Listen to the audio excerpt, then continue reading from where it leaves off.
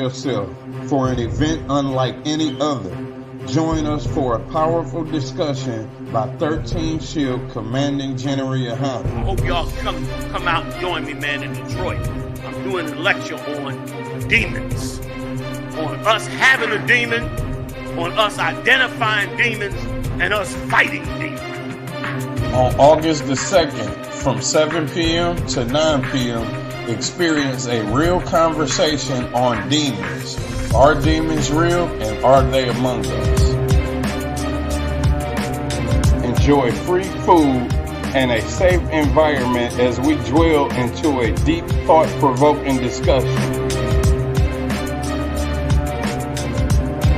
Need accommodation? We partner with local hotels to provide special rates for attendees. Book now and stay close to all the action.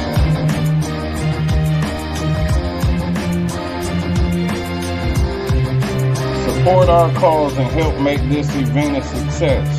Visit our GoFundMe page to donate.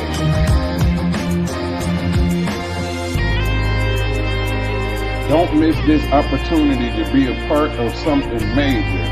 Join us in this real conversation. Your presence is necessary. Register now at www.isupk.com or check the link in the description and be a part of the Midwest Fire Weekend.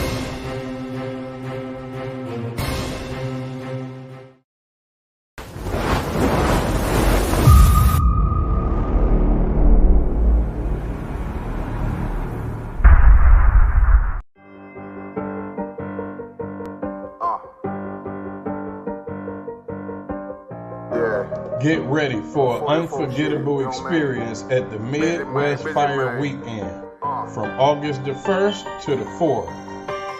Join us as we bring together all blacks, Hispanics, and Native Indians under one banner for 4 days of powerful brotherhood and sisterhood. I ain't show no mercy, we gon' show them boy what time it is. I pop out like I'm Samuel, I got time to kill. Haters thought I died, I survived, they don't know how I did it.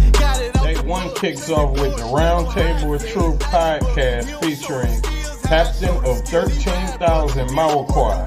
Also, we will be having a breakfast and sip event at 12355 Gratiot Avenue, Detroit, Michigan. Then, we will be having scripture breakdown with none other than 12 Shield General Muhammad from 7 p.m. to 9 p.m. Then later, we will be having game night.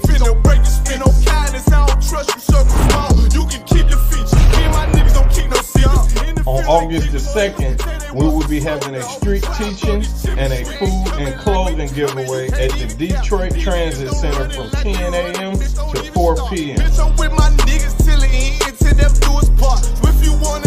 Then you can join 13 Shield Commanding General Yohana for a powerful discussion.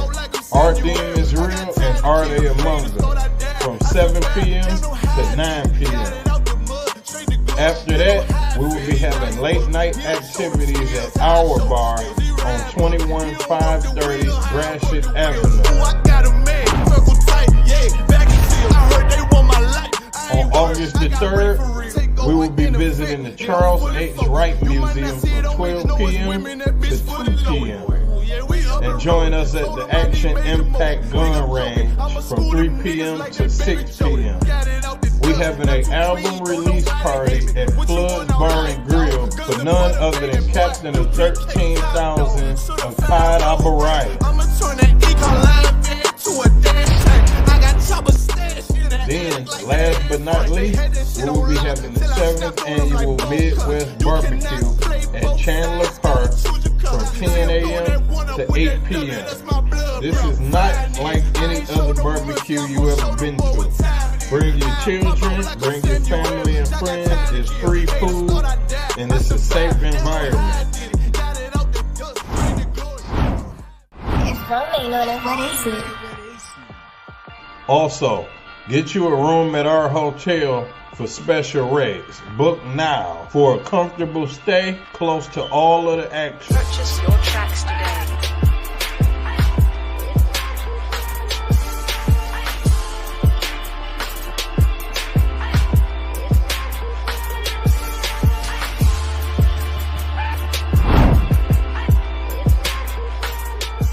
Support the Midwest Fire Weekend by donating to our GoFundMe. Visit the GoFundMe link in the description or scan the QR code to make a difference. Boston, it made niggas regroup. Had to shed light on the false image. UPK whole court. Now who the fuck won scrimmage to? We getting ready to have a Midwest Fire Weekend. The Isupk Chicago coming at you once again to let you know about the Midwest Fire Weekend. Came to speak to you about some events we're having in Detroit, Michigan. Fire Weekend, Thursday, August 1st to Sunday, August 4th. Inviting all single blacks, Latinos, and Native American Indians to our Midwest Fire Weekend. And you know what it is. It's that time of the year again. It's the Midwest Fire Weekend, hosted by Captain 13th Out Marquardt, August 1st through the 4th. Real Isupk Kentucky here to invite every so-called Black, Hispanic, and North American Indian to the Midwest Fire Weekend, Detroit, Michigan, August 1st through the 4th. Tune into the Midwest Fire Weekend from August 1st to the 4th. Don't miss out on this incredible event. Join us for the Midwest Fire Weekend from August the 1st to the 4th. Visit www.isupk.com or scan the QR code for more information.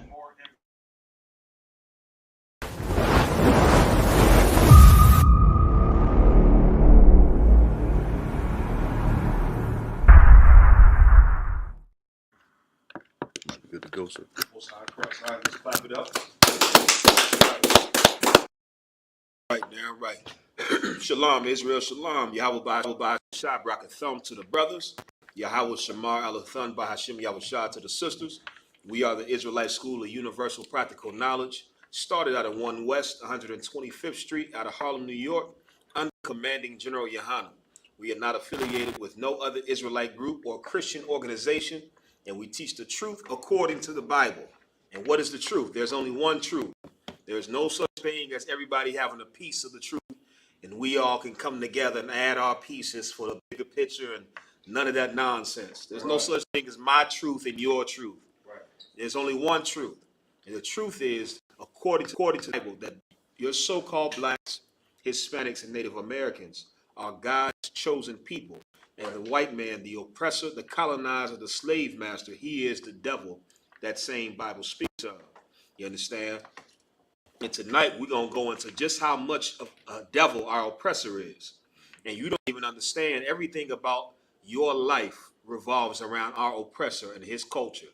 Right. Everything about society today is built around the worship of another God. It's built around disrespecting and going against the God of the Bible. You understand? Everything about America goes against God. That's why it's such an evil thing to say, God bless America. Right. That is such an evil statement because God will never bless America. God is against America and for just cause. And we're going to go into some of those reasons tonight. You understand? I'm Precinct Officer 5000, Kazak Ahmad. You understand? I got officers Raj Karab and a warrior rocking there with me right here in location in Chicago. You understand? In Chicago, getting ready for the Midwest Fire Weekend. Right. If you in the Midwest, or if you're not in the Midwest and you able to travel, you might want to make your way to Detroit.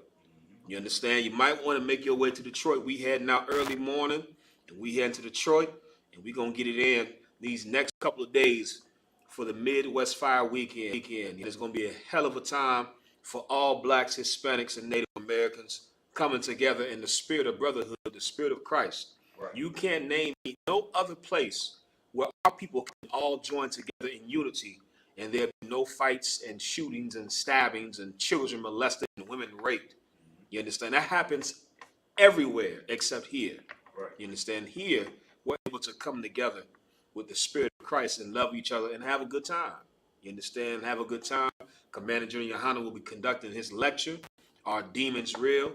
I don't know about y'all, but listen, man, if anything, you might want to make that for sure. Right. You understand? Right. You might want to make that. I'm going to have my notepad out. You understand? Because I know that this lecture is going to be absolutely phenomenal. It's going to be full of information that our people need.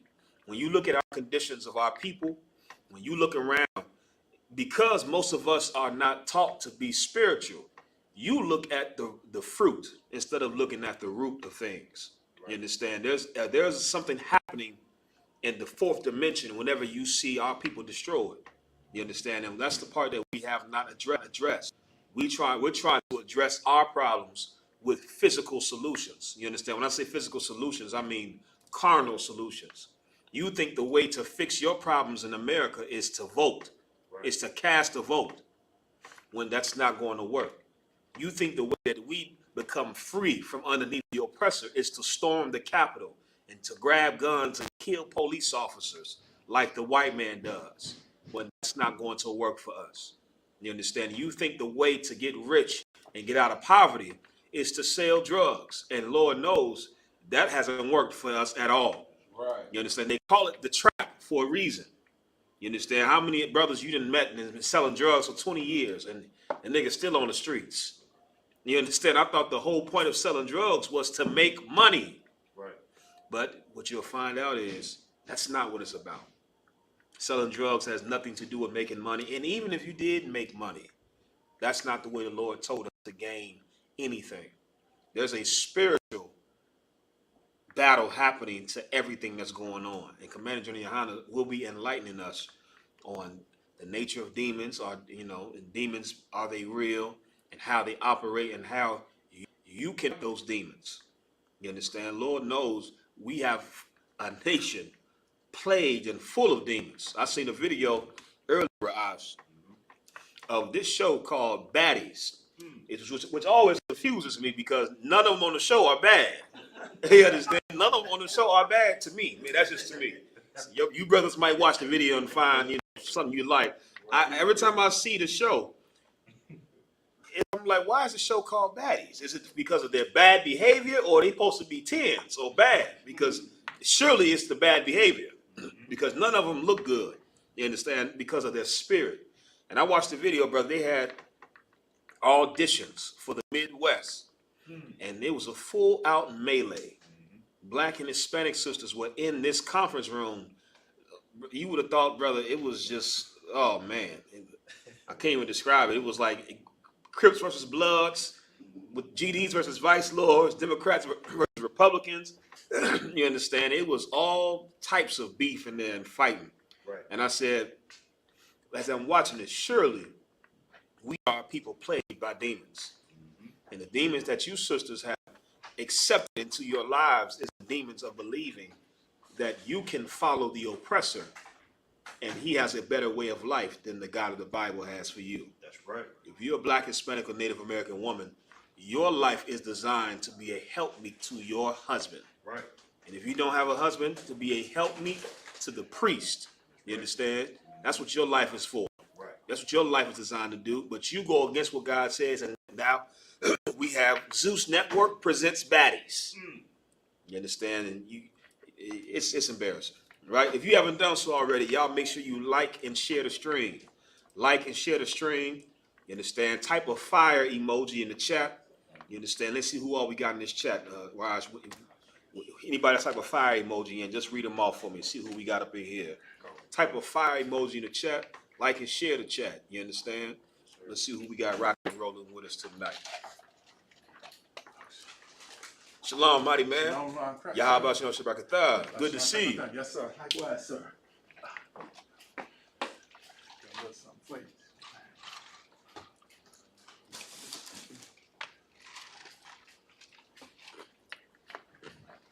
Right, in the meantime, the topic of tonight's class, we're going to go into this election and the Olympics, and how they are directly intertwined. Right.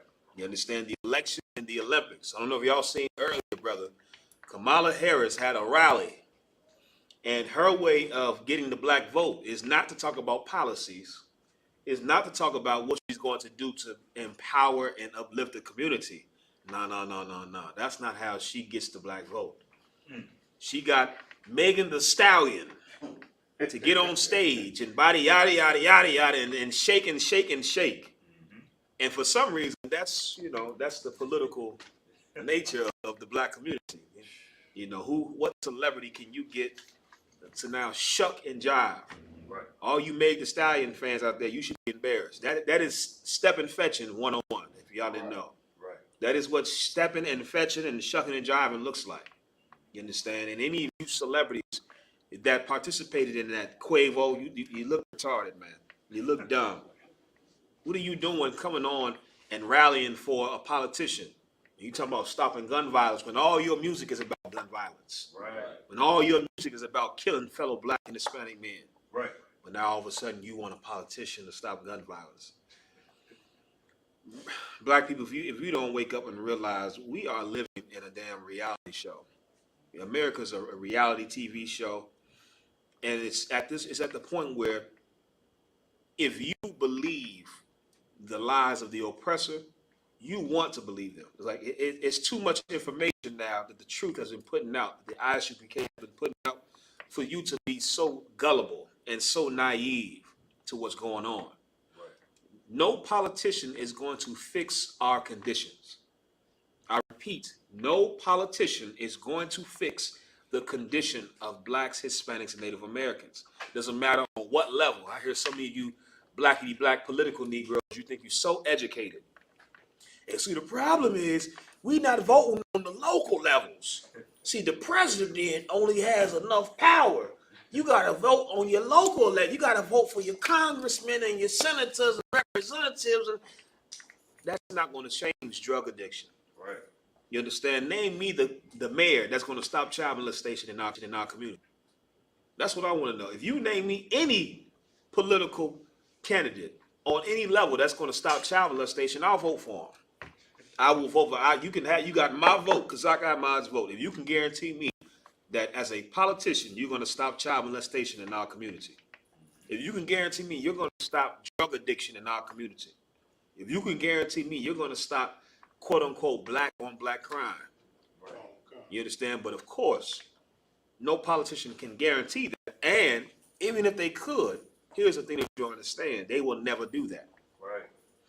The way something starts is the way you have to maintain it to keep it. For perfect example, you meet a sister and you start off by talking sweet to her and buying her whatever she wants. In order to continue to be with that sister, what do you have to do? Go ahead, a warrior. It's like it, sir. It's car, and you got to keep doing that. That's right. You got to keep buying that stuff. You got to keep talking sweet, because the moment you stop doing that, the next brother that's gonna buy the stuff and talk sweet, that's where she gonna be at. There you go. The water, my man. That's the truth. We can understand it when you're related to something that we know about. You start off buying a woman whatever she wants, and you start the relationship off like that, you have to continue that in order to maintain that relationship. The moment you stop doing that, the relationship falls apart. Right. And here's the part that you fail to realize, blacks, Hispanics, and Native Americans. America was started on your suffering. Right. America was built on your bloodshed. It was built on your slavery and oppression. America has to continue in that same vein in order for America to exist. The moment they stop abusing us is the moment America stops. And that goes for anything. You understand? And that's why it's not in America's best interest for any politician to truly change our community. Right. It's literally anti-American to do so. To stop black men from killing each other is anti-American. You know how much money is into the government and the judicial system and the lawyers and the whole process. I believe here in Illinois they get paid $20,000 per head for an inmate. Last time I checked, you understand, and that's just one inmate. We're talking about an entire system where black and Hispanic men are funneled through, constantly funneled through. Lawyers, public defenders, judges, police officers, detectives. They benefit off of how we live. They benefit off of our confusion, off of our ignorance and our destruction. And because of it, they will never change. They will never stop, because the moment they stop is the moment America stops. It's the moment America ceases to thrive. If you could, give me Ezekiel 35:5. Anybody that's watching online, if you have any questions, type your questions in the chat. Whatever questions you may have, type them in the chat. Lord allow, we can get your questions. Understand, if you haven't done so, make sure you like and share the stream. Like and share the stream. You understand? Our oppressor is fighting tooth and nail to stop this truth from being heard. Right. You know what they do want you to hear though? Bada yada yada yada yada yada. They want you to hear that. Right. They want you to see that. They want you to be so caught up with the hysteria of election season. They want you to be so enamored with what's happening between two slave masters. It means nothing to our people. Right. Absolutely nothing. Whoever got that, go ahead, read, Baba Shaw. Carl McCall. This is the book of Ezekiel, chapter 35 and verse 5.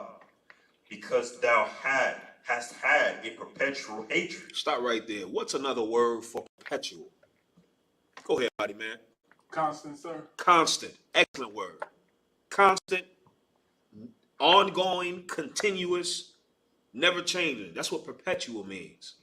And the Lord is trying to explain something to our people. We're so stiff-necked. We're so hard-headed that we don't listen to the Father. We don't listen to our Father. We're rebellious children. And our Father, who art in heaven, is telling us these people have a hatred for us that is constant, right? That is continuous. Do you think that the children of these slave masters that walk amongst us today are somehow any different than their forefathers? You got to be naive to believe that. Right. The hatred that was in George Washington and Thomas Jefferson and James Madison and Andrew Jackson is the same hatred that exists in their children today. Right. And it won't change. The hatred that was in George Washington and Thomas Jefferson was the same hatred that was in Julius Caesar and Titus Vespasian and Pompey. You understand? It's the same hatred that exists in Alexander the Macedonian. It's the same hatred. These people have always hated us. It's the same hatred that existed in Esau when he sought to kill Jacob. That hatred will never change. The Lord is trying to explain to us that. Thou hast had a perpetual hatred. Keep reading. And has shed the blood of the children of Israel. And have shed the blood of the children of Israel. Brother, you don't think the blood of Sonia Massey is crying out right now? Right. That happened in Springfield. Springfield is what? 2 hours and 15 minutes from here? That's right. You understand? Like that happened right down the street, damn near. 2 hours is nothing. Right. You don't think Sonia Massey's blood is crying out to the Lord? You better believe it is. If Abel's blood cried out to the Lord when Cain killed him, Sonia Massey's blood is crying out. Right. Emmett Till's blood is crying out. Right. All of our forefathers and foremothers who lost their lives unjustly in his place, their blood is crying out to the Lord, man. That's right. And we don't serve the Christian God because that Christian God is not answering prayers. That Christian God is not coming to give justice and judgment on the earth. That Christian God is coming to give love for everybody. Well, the problem is, how can you love everybody when there are people that have been wronged, right, that have been hated? It doesn't work. Imagine you in World War II, the United States soldiers came in and they said, you know what? All right, we here now. Everybody, let's just love. You Nazis and you Jewish people, y'all stop all that. We gonna love now. Brother, the Jewish people would revolt. They would revolt. They would start another war and they understand there's no way we can all be the same in our love when there are wrongs that have not been righted. That's right. And that's why so many of us as a people, we're so angry now. We walk around with so much trauma and so much hurt and bitterness and disdain for each other because we have been wronged. And a lot of those wrongs have never been rectified. Many of us are walking around with scars from our damn childhoods because it was never right. It was never fixed. Well, just imagine your own personal life and now think of that as a whole. The nation of Israel has been wronged as a whole from these oppressors, and it has never been made right. Who paid for slavery? Anybody know what happened after the Holocaust? Let's start there. What happened after the Holocaust? Anybody familiar with the history? Go ahead. Sir, did they make the Germans pay for the destruction that the United States and all the other places had caused? That's exactly what happened. If you look up the Nuremberg trials, Nuremberg was a city, I believe, in Germany or Vienna, Austria, one of them. I'm not too good with geography. But if you look up the Nuremberg trials were the entire international community, which today would now be known as the United Nations.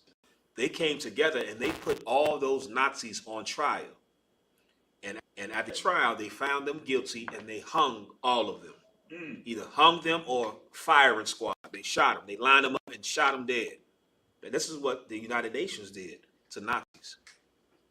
That's what happened after World War II. My question is, where was the Nuremberg trials for black people after slavery? Right. You can't tell us to get over something that has never ended technically. Right. Until it's made right. It's ongoing. It's an open wound. Here's the flip side of that. Here's the part that's so diabolical. Not only did our oppressor not pay for slavery, America turned around and gave the slave master reparations. They paid slave masters money for losing the slaves. Meanwhile, we got no justice. We got no reparations. We received nothing. And the little bit that we were able to have, that we kept, because some slaves were fortunate enough to have land that was passed down. You understand? Those of us that did have a little bit, guess what? We lost it 20, 30 later through the Ku Klux Klan going and killing black families. They try to always paint the Ku Klux Klan as as dumb hillbillies. That's not the case. Right. Whenever you try to reduce the white man's racism to dumb hillbillies and somewhere in the woods, you diminish just how evil America is. Right. Those white men that put on hoods were from all levels of society. They were your judges. They were your politicians. They were your pharmacists, your doctors, your lawyers, your mechanics, your teachers. They came from all walks of life, poor and rich. And they all agreed on this one thing, the hatred they have for you. Read that again from the top. Somebody give me Psalms 83 and 5. This is the book of Ezekiel, chapter 35 and verse 5. Because thou hast had a perpetual hatred and hast shed the blood of the children of Israel by the force of the sword in the time of their calamity. That's what's going on right now. You understand? That's literally what happened to Sonia Massey. Right. She called during the time of her calamities. Somebody breaking into your house, brother, is a scary thing. Imagine for a woman that's by herself and she thinks somebody is literally breaking into her house. Right. That's a scary time for that sister. Go ahead, Raj. Slash, I want to say too, you're saying it's so heavy. The sister, she called for help, but as soon as they came, she said, "Don't hurt me," which is just totally confusing. You know, and it's just terrible about how we live in America. Right. The fact that that's what the people you call to protect you, you got to say that to the people, brother. And I'm not laughing at her. I'm laughing at how evil the place we live in. Right. Like, y'all think we understand how evil this place is. Right. The sister called these people for protection. Mm-hmm. And then you got to tell the people that's here to protect you, y'all don't hurt me. Damn. Like, we live worse than a Jewish man lived. Everybody wants to try to act like we can't compare the two. Like the Holocaust is bad. The Holocaust was terrible. Right. The way we live right now is worse than the Holocaust. Fact. The way blacks, Hispanics, and Native Americans live in America right now is worse than the Holocaust. Okay. Because, brother, what are we talking about? That woman, she literally had the experience of what a Jewish person would have experienced during the Holocaust. Right. A German went to a Jewish person's house, and she thinks that they're here to protect her when really they're here to exterminate her. Right. And that's what happened to that sister. What we are going through right now is the Holocaust. You understand? The Holocaust of the true Jews. And all oppressors, they all agree, regardless of what political party they belong to, they agree on one thing. And that's how they feel about you and what your position should be in society. Right. You got to be a fool to think that two wings of the same bird are going to flap against each other. Right. It doesn't work like that. The wings work in sync for the betterment of the bird. Right. You understand? The wings don't flap against each other. The bird couldn't even fly. Right. The Democrat Party and the Republican Party agree on one thing, and it's how they feel about you. And the proof of that is, look at the history. Those men underneath those hoods were Democrats and Republicans. People try to always reduce racism to one political party. Well, that's the Republicans. And before that, before the party switched, those were Democrats. The KKK were Democrats. They try to play that political game on us. When that's not, when you look at those pictures of lynchings, brother, them white people didn't separate themselves by political party. Right. Those were white people gathered together amongst their white brothers, and they agreed about your position as you hung on that tree, as you dangled from a damn tree, and they had a picnic with their children and had the audacity to film it for keepsakes. They agreed. Who got Psalms 83? Let's start at verse 3. The book of Psalms, chapter 83. He says, start at verse 3. If you could, Buck Shah. Book of Psalms, chapter 83 and verse 3. They have taken crafty counsel against thy people. The Lord said, our oppressor have taken crafty counsel against our people. The word crafty means what you would call today slick. You understand? That's what it means. It's wise. The way our oppressor deals with us is evil, but it's wise. Meaning, as a white man, you look at how Esau, if I were a white man, I would look at how Esau has done and operated with us, and you say, damn, they did it. They did it, how you would do it. Go ahead, I select it. Salaki, I want to. Would it be good to say too, with crafty, how people use it today as like slicks as being like finesses. Finesses. Like being a finesse today. It's looked at as being something good. Right. But it's really evil when you think about it. That's exactly what it's like. That's the word we would use in our community, a finesse. Go ahead, brother. Slug it, sir, if I could, what you saying so heavy, because isn't that what Hitler did when he, started the concentration camps? He looked at how America did to enslave the people. Brother, you talking that talk now. Whenever I talk to Jewish people and I talk to these white supremacists, see, I studied thoroughly World War II and what happened with Jewish people. And I studied that for a reason, because what you can do is, once you realize what happened to the Jewish people, you can get a good idea of what's supposed to happen for us. You understand? Like what happened to the Jewish people during World War II and the after effect is a good example of what, in a just society, what could be done for us, but it was never done for us. And what you said is the truth. Hitler put in his memoirs, he had an autobiography called Mein Kampf, which means My Struggle in German. And he wrote this while he was in prison. And this book talks about how his plans to what he's going to do once he gets in power. And he talks about how he admired not Germany, not Austria, not the UK, not France. He didn't admire no European country. Adolf Hitler admired the United States of America and their evil treatment of the Native Americans and black people.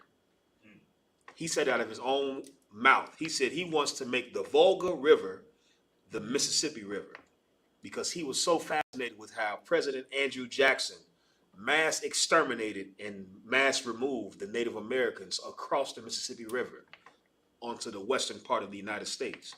And then he was fascinated with eugenics. Anybody know what eugenics is? Come on, sir. Well, what is it, mighty man? If I may, sir, that dealt with the extension of genes of, I believe, Margaret Sanger.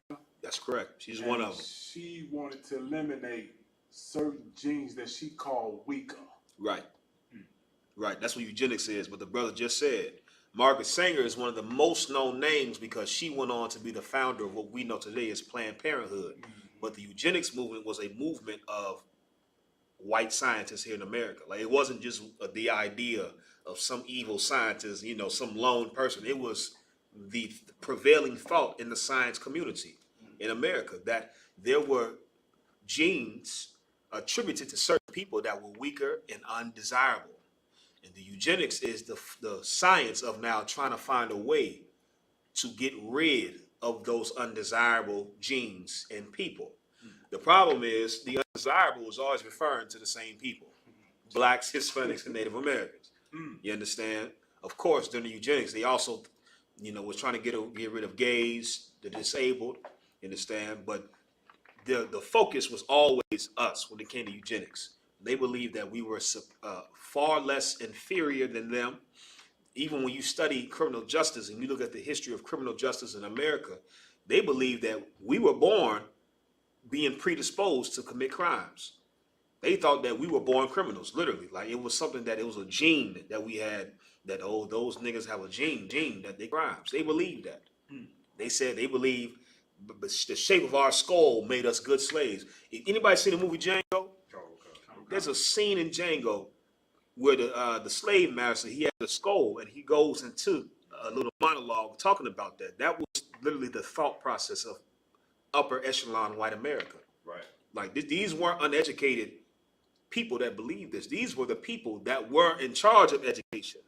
The scientists and the educators and the anthropologists, the biologists. These were the people that were in charge of formulating new theories, and they believed that we were just one step away from monkeys, from primates. And so eugenics was real popular here in the United States, and they were sterilizing Black and Hispanic women. You understand? They were castrating Black men, and Hitler seen that, and he admired that. He admired how the United States was systematically getting rid of our people. That's why for you to commit abortion or to vote for anybody to vote anyways is a sin. But to vote, especially for somebody that advocates for abortion, you are furthering white supremacy.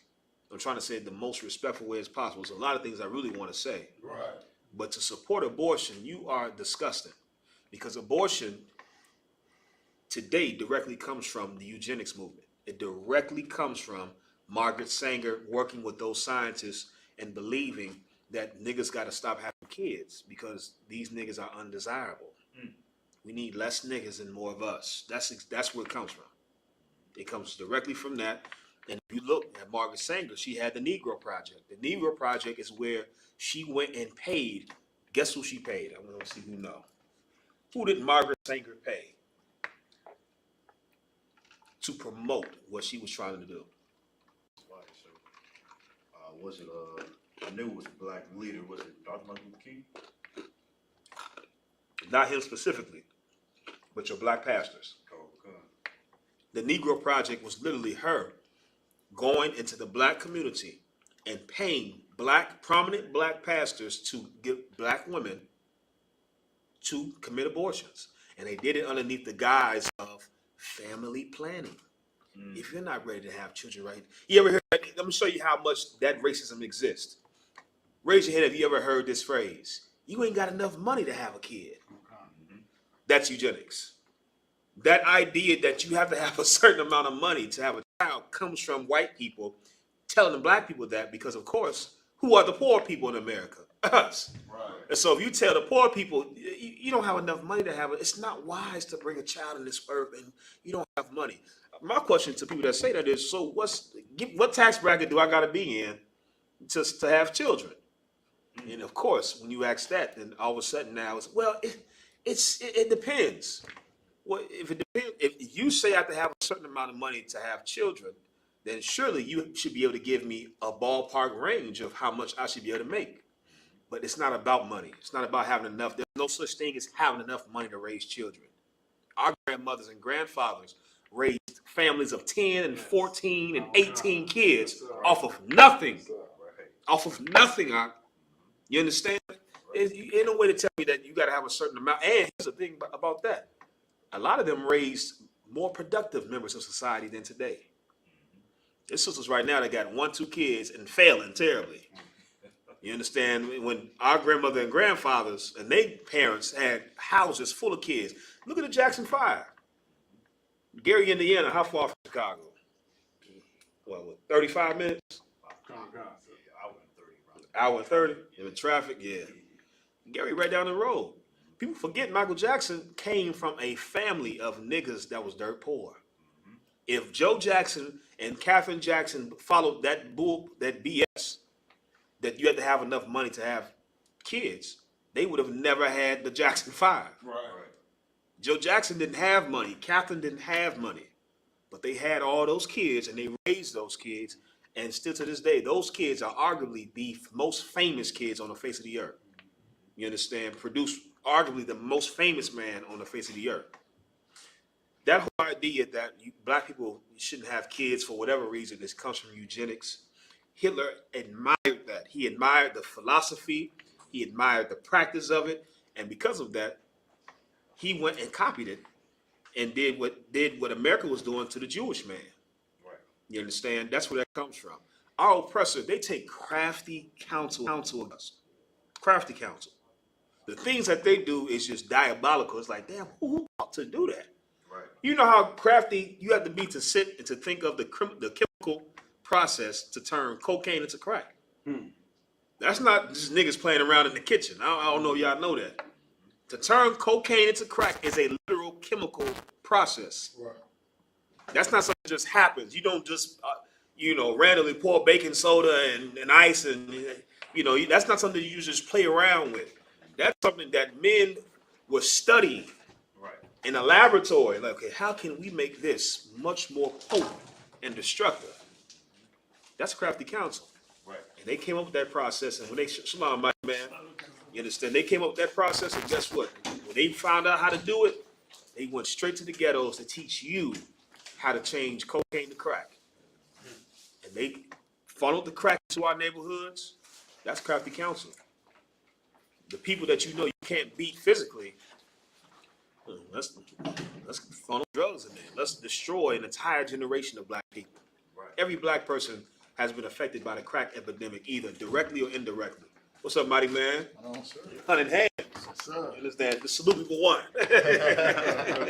You understand? Everybody in the black and Hispanic community has been affected by crack, directly or indirectly. That's crafty counsel. That's biological warfare. You understand? There's ways that Esau fights that's just not necessarily straight up fighting. There's ways he fights. There's another one called psyops. Christianity is crafty counsel. You understand? Not only can you enslave these people, I want to get these people to love me while I hate them. I'm going to make these people love me and adore me and worship me while I treat them like filth. That's psychological operations. That's warfare. You understand? That's literally a branch of warfare in Esau's military. And anybody ever been in Esau's military, they'll tell you that's the first part of warfare. Because if Esau can get your mind, he necessarily doesn't have to fight. If he can get your mind, you do what he wants you to do, right, without him ever having to step foot in your country. Right. And that's our people. Mm-hmm. He has destroyed our minds. And so now he don't have to be in the black community for black men to kill each other. He don't have to be around us for us to still suffer as if we were being killed by the KKK. Right. We're doing it to each other because they have destroyed our minds. That's part of that crafty counsel. Crafty counsel is convincing sisters. I always say this too, brothers, and I laugh. Can you imagine how crafty, how diabolical it is to one, convince a woman to murder her child? But here's the part that always makes me laugh. And on top of that, get her to pay you to do it. Brother, that's diabolical. A lot of us don't even think about that. Like, brother, you convinced a woman to kill her child, and then somehow you convinced her to pay you to do it? Right. That's pimping on a whole other level. Come on. You convinced this woman to destroy herself and pay you to destroy herself. Right. That's crafty counsel. Go ahead, keep reading. Psalm 83, verse 3.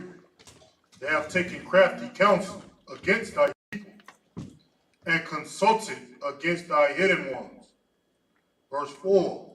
They have said, come and let us cut them off from being a nation. That's the whole point.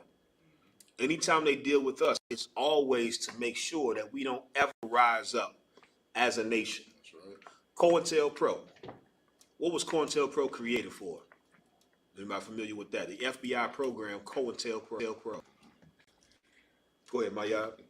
So like sir, J. Edgar Hoover said the whole purpose behind COINTELPRO was to prevent the rise of a black messiah. That's exactly what he said.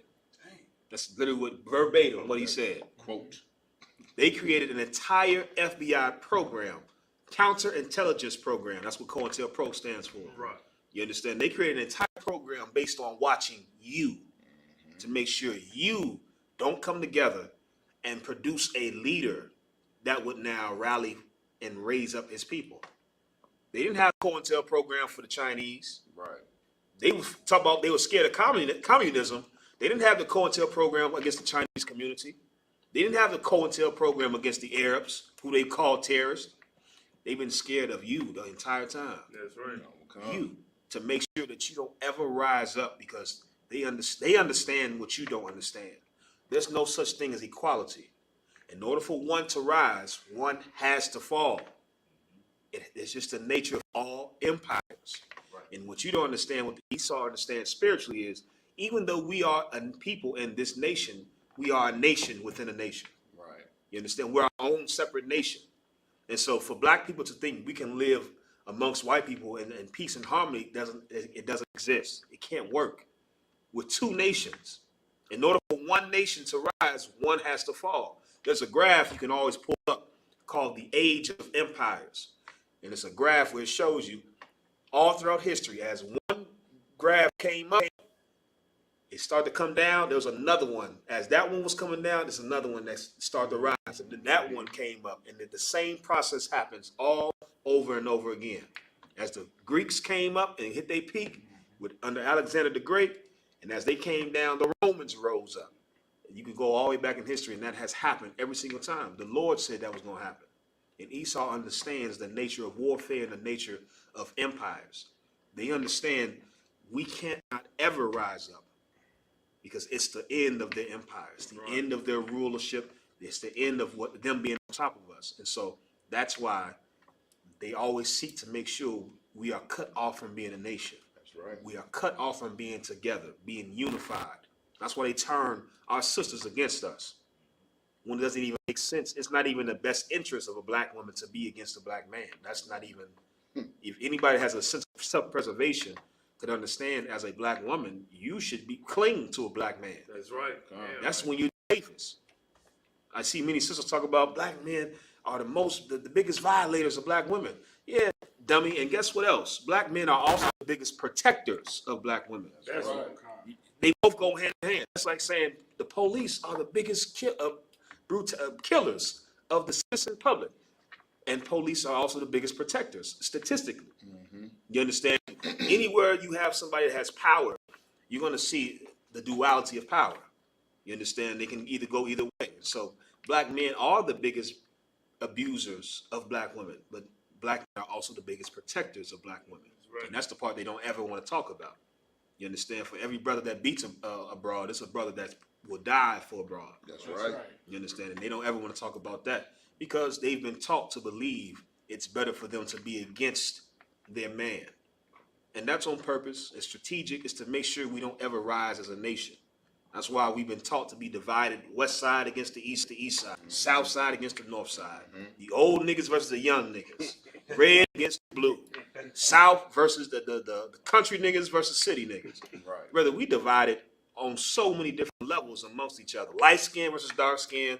I seen sisters now arguing. That's what the sisters arguing about now. Curly hair, the 4C hair versus the 2C. Oh, good night. The hair texture.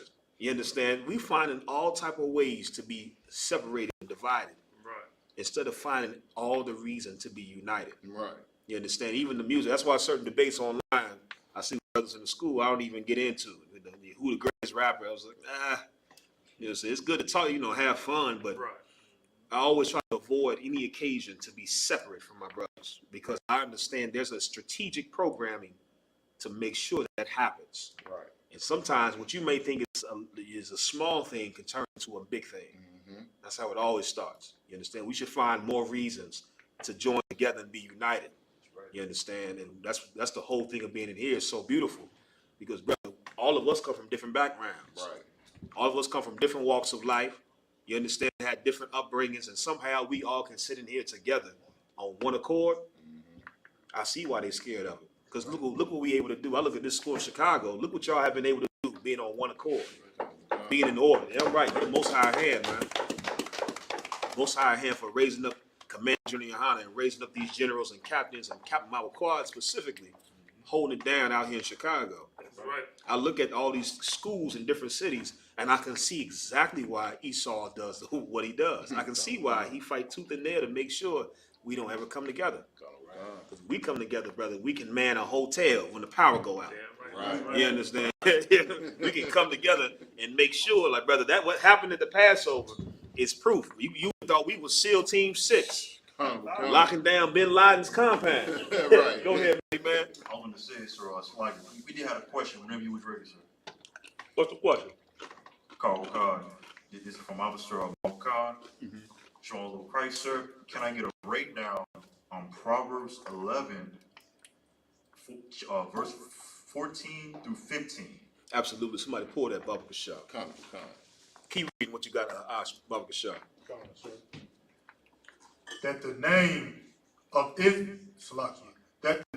Israel may be no more in remembrance.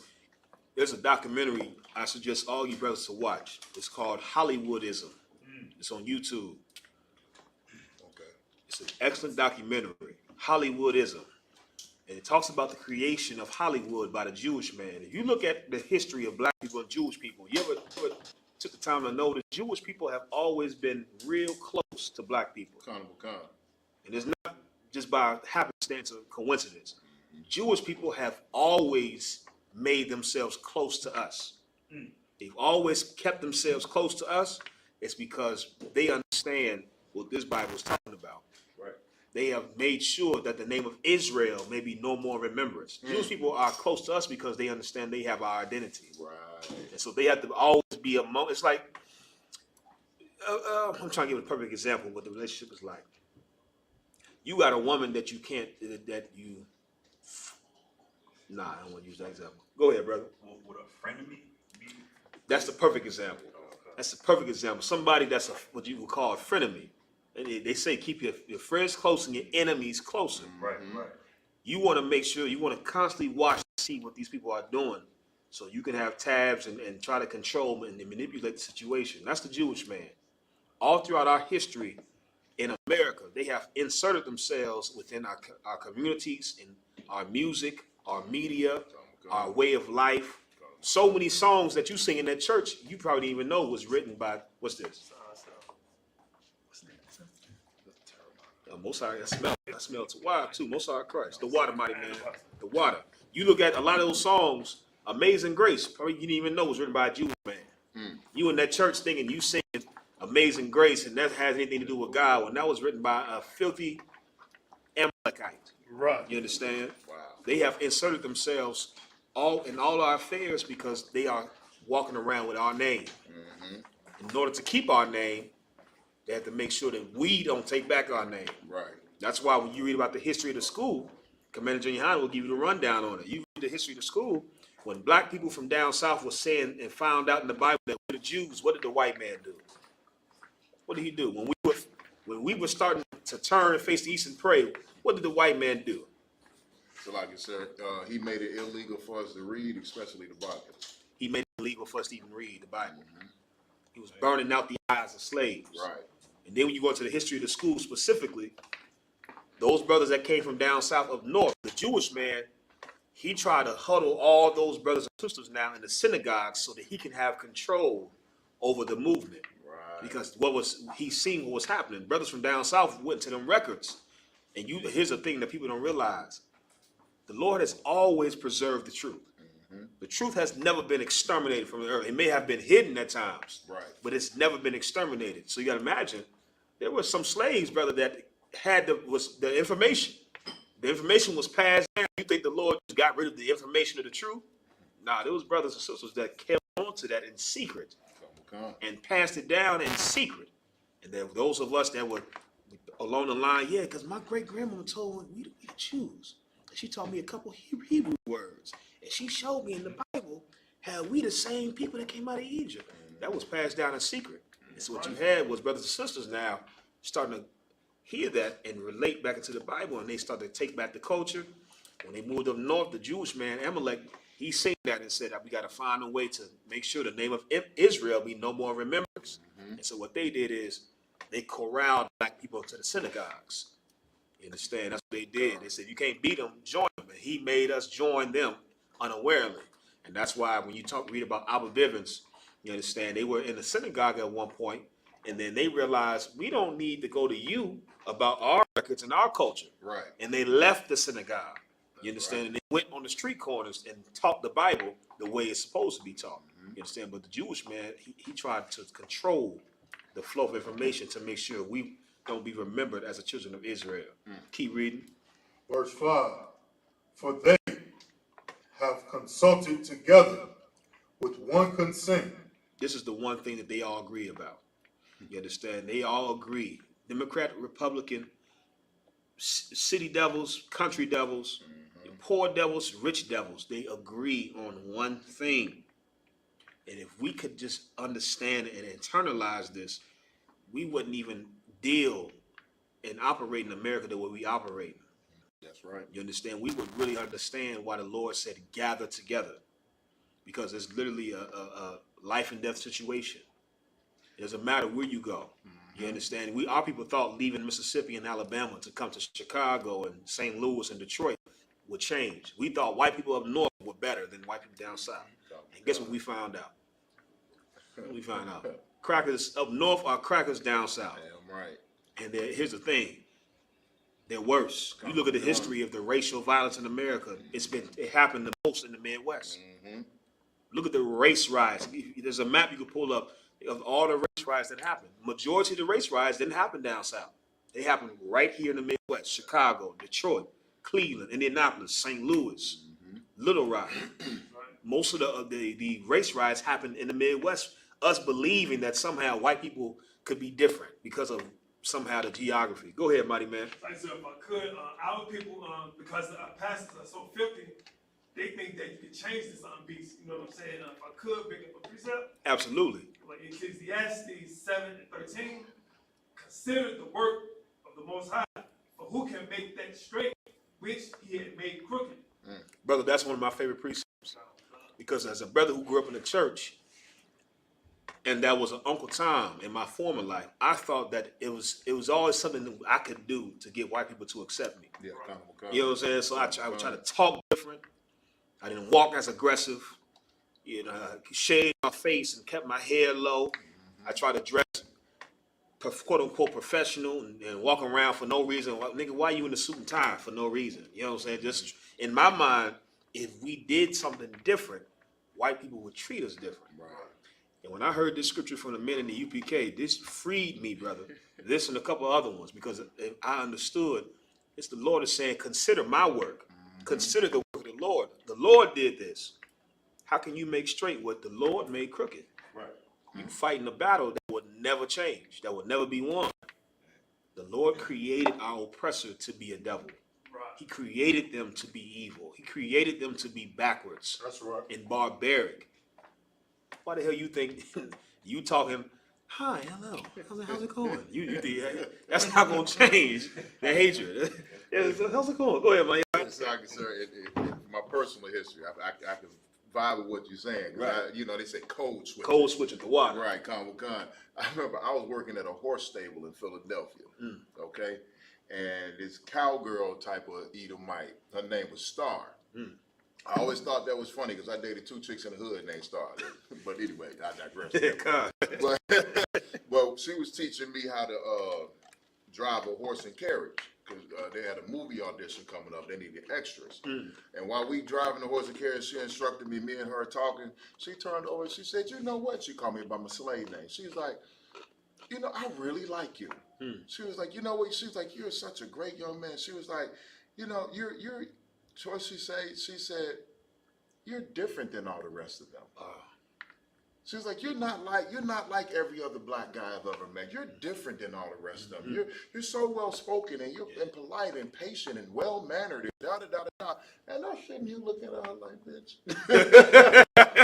the niggas you talking about, when I leave this job, I'm one of them. Yeah. I'm about to go be one of them niggas. Yeah. I'm about to go smoke a blunt. I'm about to go drink a 40. I'm about to go listen to some hip hop music. Real loud. Real loud. Call you a cracker behind you. Like, right. You know what I mean?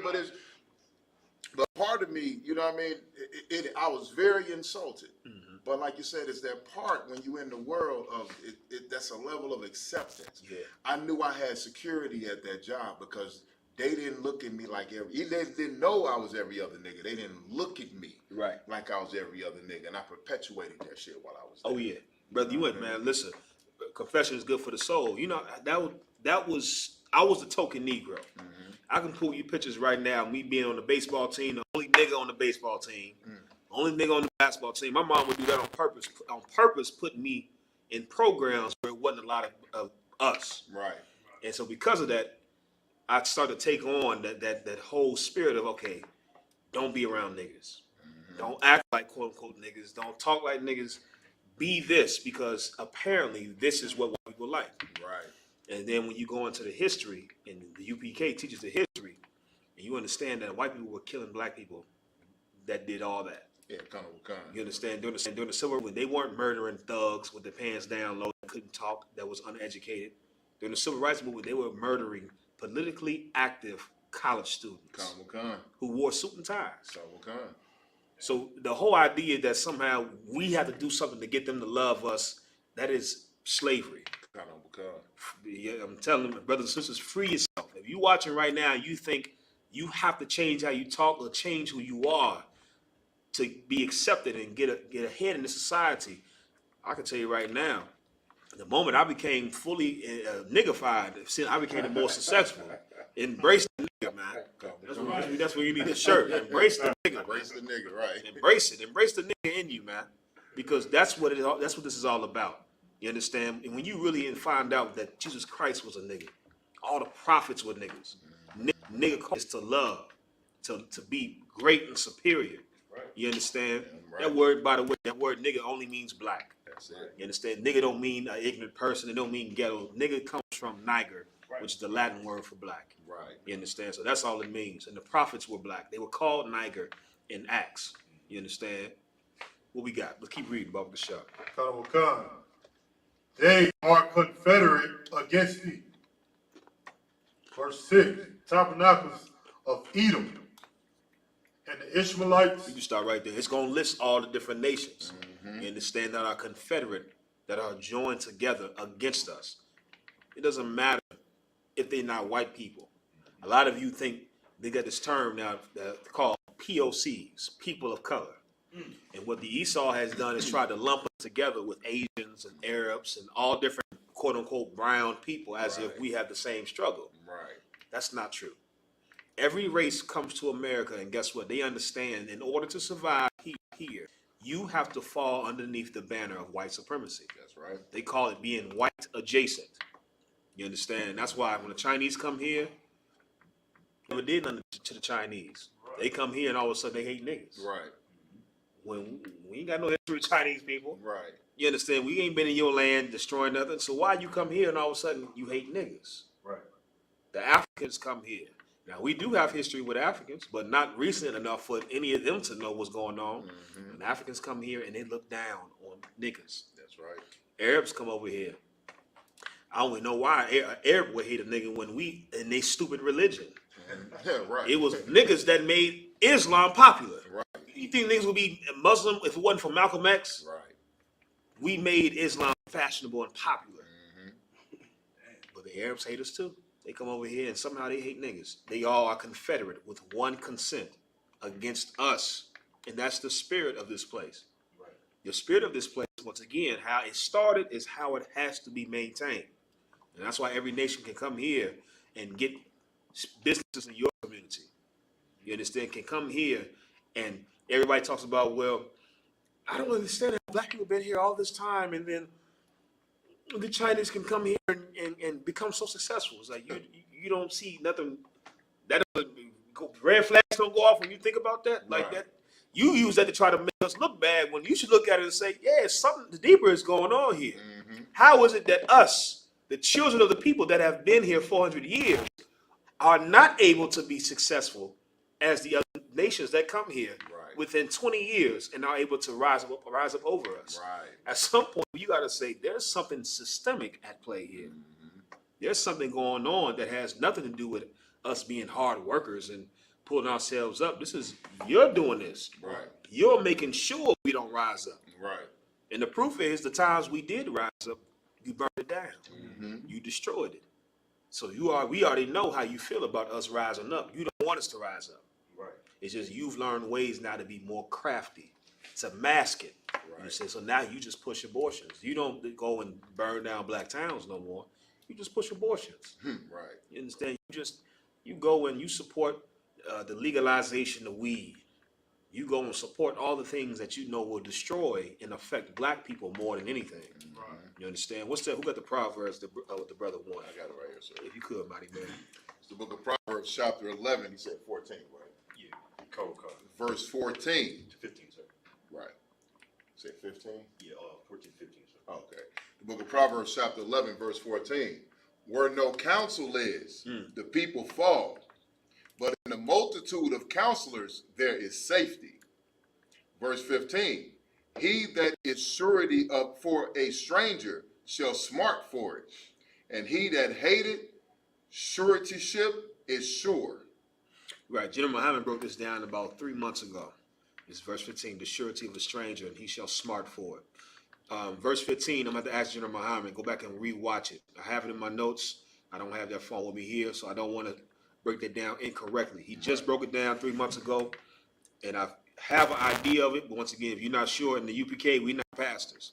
So we ain't going to get out here and philosophize and make nothing up. We're going to tell you the truth. You know what I'm saying? So let me get back with you on that 15, but I can break down 14 for you. Go ahead, mighty man. If I could, I just want to read the definition of what suretyship is. Mm-hmm. Okay, on Google, suretyship is a legal term that refers to a contractual agreement between the surety and the principal in which the surety goes, like the surety agrees to be responsible for the principal's debt or default to a third party. Right. The surety may receive credit, benefits, or other advantages in exchange for the agreement. Right. You understand? This is going into business, okay? And then that's what I say. I remember briefly a little bit what General Muhammad was going to. I definitely want to still ask him. He could break it down tomorrow. He will be teaching tomorrow on location in Detroit for the Midwest Fire Weekend. Right. You understand? Ooh-wee. So I'll ask for you tomorrow night for verse 15. But 14 is straightforward. You understand? Where there's no counselors, the people fall. You understand? There's safety in a multitude of counselors. And that's why there's safety in the UPK, because, brother, there's camp leaders in every city where you can call for counsel. And what that does is it eliminates the whole thing of now you believe. I was talking to y'all down about this last night. In the world, brother, we've been taught that we have to do things on our own. All the way down to how we think about things. We have a slave mentality. Right. You understand? The idea that you have to get it on your own, you can't go to somebody else about your problems, that's not how normal people function. Right. Yeah, that's not how healthy people function. We've been taught to believe that because that's what the slaves have been taught. That's a strategic tactic that the slave master did to get the slaves to alienate each other from each other. Because again, a people united is a people that's dangerous. So in the moment now, you ever hear this saying that I hate seeing this online. People don't post it like that. I guess it got played out. It's just me. I can only trust me. And, them posts. You know what I'm saying? Them really emotional posts. At the end of the day, all I got is me. I can only trust me. I always been 10 toes, and I can look in the mirror and know I mean, if you're a man, that's low key feminine, man. That's things women say after a heartbreak. That's like I'm just trying to be a brother to you. Don't be like that. To think like that is a woman's scorn. I knew I couldn't trust that nigga. I'm done with niggas from here on. It's just me and my kids. That's how you sound. You understand? That's not how functional, healthy people think. That's right. Healthy people understand that I have to lean on somebody else. And there's going to be times where they lean on me. Right. That's healthy. That's what every nation does. Every nation, you can look at every nation that's come here. They didn't come here being individuals. They came here being a unit. Your problem is my problems. You understand? If somebody got a problem with you, they have a problem with the neighborhood, man. That's right. You understand? That's right. That's how we have to be, because that's the only way you can build anything. The Lord is telling us right here, without counselors, the people fall. And that whole idea that we got to keep to ourselves and we got to get it on our own, what that does is it causes you to not go and get information from an expert. Right. You understand? There are men the Lord put on the earth that are experts of the things of the spiritual nature. And all of your problems are based in the spiritual nature. You're seeing it manifested in the physical nature, but all of your problems are based in the spiritual nature. And there are men here that are trained to break down your problems and solve your problems. You would be a fool to now avoid going to those men. That's right. And that's why Esau has taught us you got to be by yourself. A man stands alone. No, that's not true. Hey, go ahead, buddy.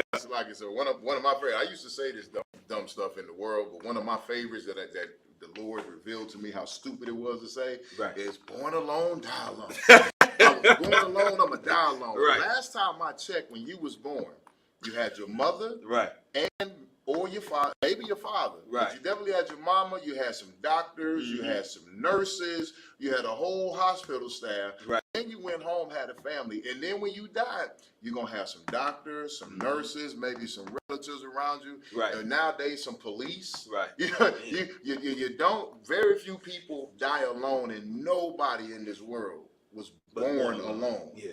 That is and that statement is big amongst our people. Like you say, to perpetuate that individualized, I don't need nobody mentality. When you needed somebody to be born, if nothing else, you needed your mama and a doctor. That's it. That's it. And like you said, Maya, that's so heavy that you say that because, okay, really, when we really want to get down to the nitty gritty, we don't even, the people that say that don't even want to be alone. Right. That's the part that, and once again, every problem, there's a spiritual basis.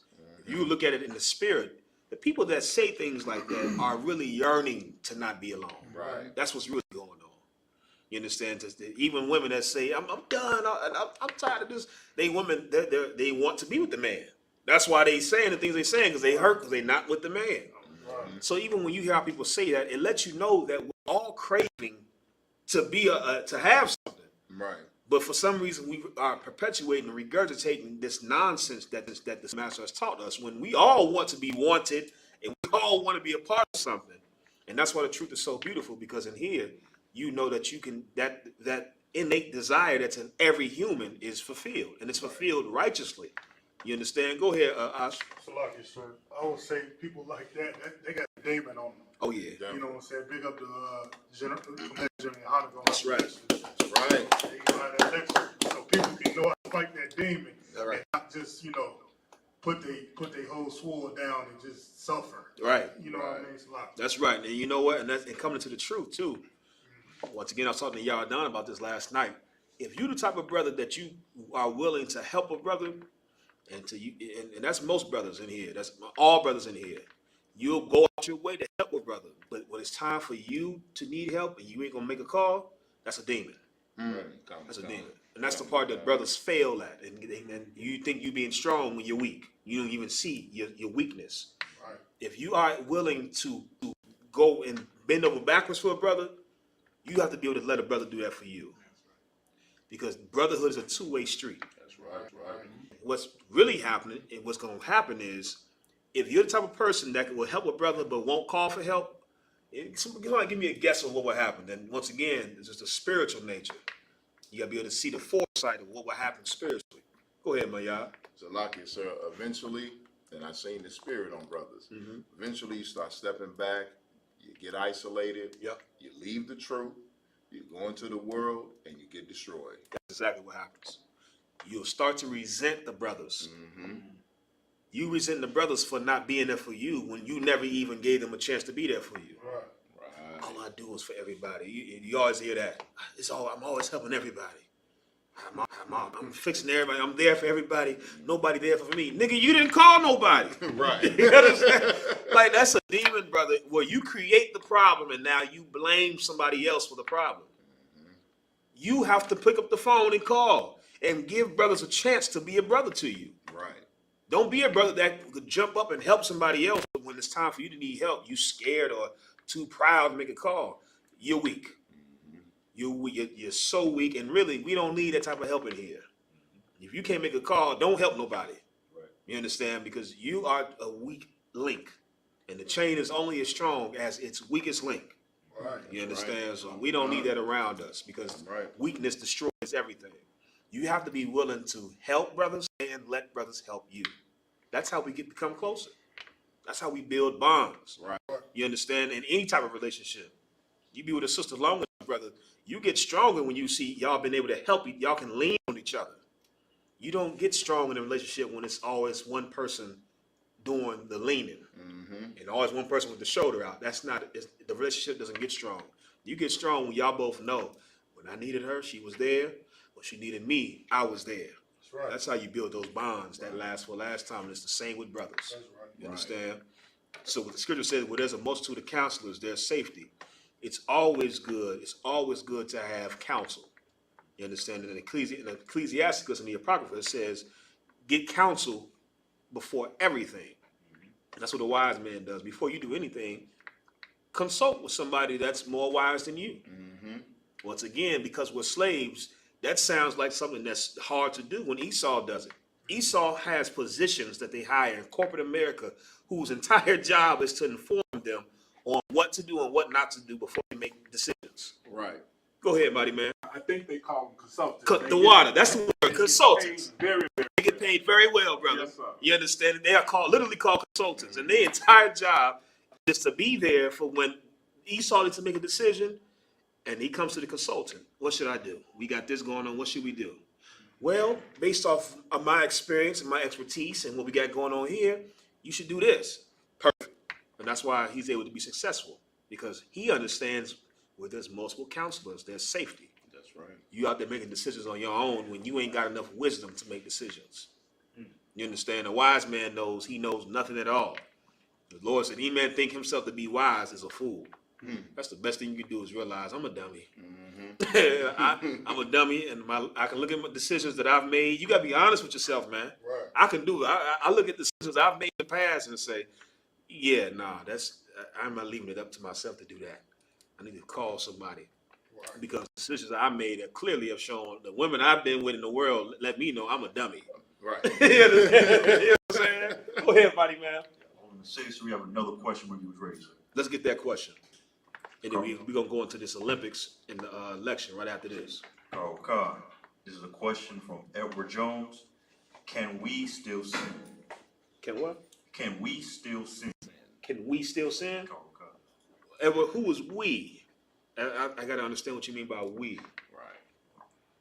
If he respond to that, when you say, can we still sin? Who is we?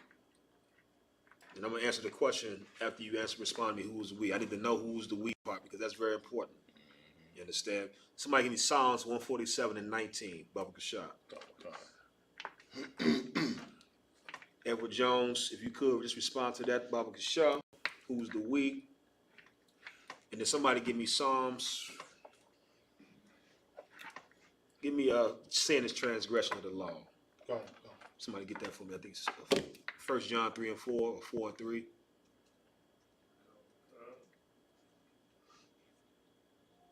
Let me know when you respond, buddy, man. Carl Khan. Is there still sin, like as a whole people on the earth? I understand. Who got Psalms 147 and 19? Got it right here. Sir. Okay, let's read that. The book of Psalms, chapter 147 and verse 19. Let's get that second. Who got the one sin is transgression of the law? Okay. If you could read that one first, please, Ash. Okay. The water, my yard. I am, sir. I got the book of 1 John chapter 3 and verse 4. Whosoever committeth sin transgresseth also the law. For sin is the transgression of the law. This is an important scripture. This is very important. And brothers, when you debate anybody, especially Christians, this is a scripture that you might want to go to at least at some point in the debate, because you'll be so surprised how this will change the entire debate once you can establish what sin is. Most Christians believe sin exists still. The problem is Christians also believe that the law doesn't exist. Right. Without the law, there is no sin, because sin is literally the transgression of the law. The word transgress means to cross a boundary. Trans means to go across, and aggressive means to transgress a boundary. That's why a transsexual is somebody that crosses genders. They used to call them that before it was politically incorrect. Cross-dressers. You understand? Now they call them transsexuals, transgenders, trannies. Right. You understand? The word trans means to go across. And so to transgress the law means you cross the law. You cross that border. You cross that line. You go against the law. Sin is to break the law. It's to go against what the law says. With that being said, we have to find out now who the law was given to. Right. Because if sin is a transgression of the law, let's find out who the law pertains to. Let's read what you got, my yard. Come. It's the book of Psalms, chapter 147 and verse 19. He showeth his word unto Jacob. The Lord said he showeth his words unto Jacob. The Lord's words are found in the Bible. You understand? There are many nutcases out there and quote unquote so-called atheists that believe the Bible is tainted. And the Bible, a man wrote that. Right. Nigga, a man wrote everything that you read because that's not the only way you're gonna be able to read it. Right. That's terrible logic. Anybody that uses that, brother, you just know they are intellectually inferior. If that's their argument, I'm telling you straight up. To say a man wrote that, okay, no sweat, brother. I understand. No sweat. That's a stupid argument. You understand? Of course, man wrote it because that's the only way anything would get written. A monkey didn't write it. Right. You understand? So there are people out there that believe the Bible is not God's, not true and not valid. When the Bible is in fact the words of God. That's right. You understand? It is the only book that has been accurate in its predictions. The only book that has made prophecies, and those prophecies have come true. That's right. Show me the other book that predicted the transatlantic slave trade. That alone, I think that was the scripture that most of us was mind blown coming to the truth. Yeah, come. Deuteronomy 28:68. You understand? When first hearing about that scripture, brother, that blew my mind to know that the Bible mentioned the transatlantic slave trade before it happened. Right. That blew my mind. I said, oh, damn. How is it that I grew up in church and never knew that? Right. Because the church doesn't teach God's words. They don't teach the Bible. Exactly. The Lord says he showeth his words unto Jacob. That Bible, everything written in that book, that's right, is given to Jacob. When it says Jacob, it's referring to the children of Israel, Jacob's descendants. A lot of you make the mistake, and I'm not saying you, Edward, specifically, but a lot of people make the mistake in believing the Bible is associated with religion. When the Bible has nothing to do with religion. It's not a religious book at all. The Bible and religion are on two ends of the spectrum. You understand? The Bible speaks against religion. The Bible is a book that was given to a family. You know what the Bible was like? Before Moses, everybody, let me see. If you're in the chat, type of 1, if you can relate to this. Type of 1 in the chat, if you can relate. Did your grandmother have recipes? Or somebody in your family, your aunt or your mother, did they have recipes that only they knew? Type of 1 in the chat if you can relate to that.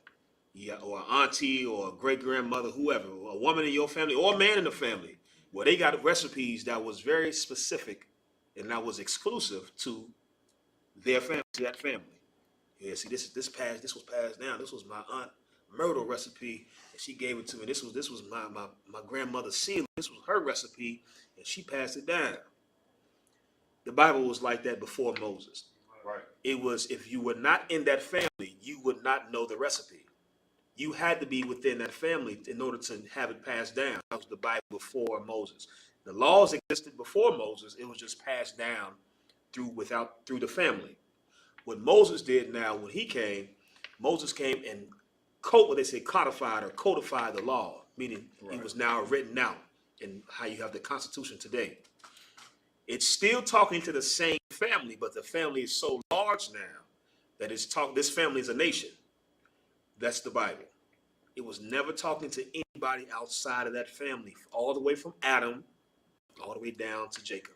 Right. You understand? It's been talking to the same family the entire time. The Lord gave his words. He showed his words unto Jacob. Keep reading. His statutes and his judgments unto Israel.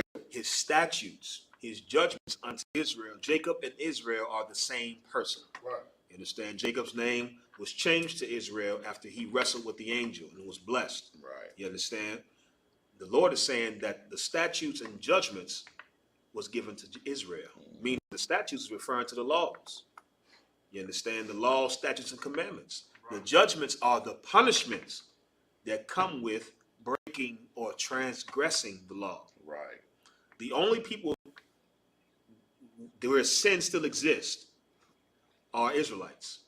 You understand? The white man can't sin. You understand? What's the proof he can't sin? because he wasn't given the law. Right. The law is not talking to him. If you need proof, all you have to do is go into Deuteronomy. There's a law that says we are allowed to eat certain things. We're not allowed to eat something that died within itself. Right. We are allowed to give it to the other nations. That's proof that the other nations weren't given the law. They can't sin. The white man can eat pork all day. It's his favorite meat. The other white meat, they put pork and bacon on everything. Everything. Brother, I look at pork rinds and it still amazes me. It's like, we got a chip of pig chips. We so desensitized, we look at it like, this is pig chips. They got pork, everything. They can eat it. We can't eat it. You understand? They can get high. You best believe they get high. I know you've been so destroyed, you believe everything negative in this place we do. Niggas love getting high. Niggas love some weed. That's how Bill Clinton got you to vote for him back in the 90s with your dumb self. Right. Bill Clinton played the saxophone and said he smoked weed here and you thought he was a nigga. Technically, he the first black president. Right. Nigga, please. Getting high is the white man's culture. That's right. That ain't our culture. That's their culture, man. Drugs is their culture. And if you ever been around Esau long enough, you would realize you ain't got skin in the game when it comes to getting high. They get high faster, better, more efficient than you, brother. Ever. Forget about it. The first time I got high was with Esau. And from then on, I was always on, I had to be on the level. I was like, yes. Every time I went around niggas, I was like, y'all not getting high enough for me. I'm used to getting high, nigga. I used to say that. Like, nigga, I got high with them crackers. I'm used to getting high. You know what I'm saying? You need to up y'all level. Go, your head was ready? Got you too. You unlocking memories I forgot about. That's a lot, brother. I used to hang with Edomites in Philly, sir. I lived in Philly for almost 10 years, you know what I mean?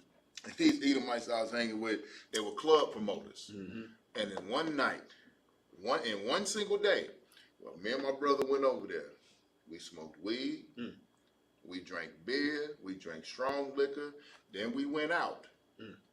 They were looking to buy what everybody calls wet. You know what I mean? Right. You know what I'm saying? So they smoke angel dust. Yeah. Okay? And in the process of getting the angel dust, the guy dropped several bags of cocaine in the car. So they smoked the angel dust on weed. Now keep in mind, we had been smoking weed all day. We had been drinking all day. Then they went and got the dust. They smoked the dust on the way back to the crib. Then they got back to the crib and realized that he dropped 5 bags of cocaine in the car. So they went in the room and sniffed all the cocaine. Then came back out of the room and was smoking the weed and drinking again. Then we went to the club, and when they got to the club, a buddy of theirs gave them a couple tabs of ecstasy. So they dropped ecstasy at the club.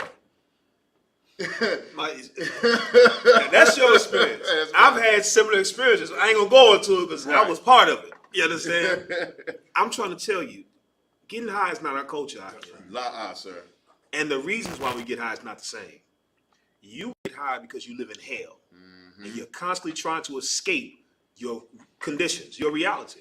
That's the only reason why we get high. We don't get high just because we enjoy ourselves allegedly. When we get high, doesn't mean we're doing it for enjoyment. I think that part gets confused. We do it, the basis of it is we're suffering. We're suffering. We have so much unaddressed trauma, so many things that we don't get to discuss. Once again, that individual mentality, you can't even express, you scared to express your feelings to somebody else. So weed or getting high is the only time your pain is subsided. It's the only time you don't feel lonely. We get high for different reasons. They get high, brothers. They get because it's Tuesday. Right. You understand? It ain't gonna make sense to you. It's Tuesday. Of course we do lines. You understand? Come on, man. Cocaine Tuesday. They get high just because. We're not the same people, and it's not our culture. Go ahead, Raj. So the same brother Edward Jones had another question. Is, I'm going to say, explicit videos a sin, and like different sub-branches of explicit videos? He said like branches. What did he say? The last part? He's going to explain this, the other branches. Okay. Explicit sub-branches of the video. I'm going to assume he's talking about porn, and he's talking about categories. All categories of porn are a sin. You understand? Whether it be you clicking ebony or ivory, you understand? Or whatever they got now. They got some new stuff out now. called anime porn. Well, you're a freaky self, not you, Edward. I don't know, not you. But brothers are watching cartoons have sex. All of it is a sin. Right. Porn is disgusting. It's gay. It's a sin. And if you are watching porn, brother, you are a video away from blowing a rod. I'm telling you out of love as a brother. I'm trying to help you. You already looking at Rod.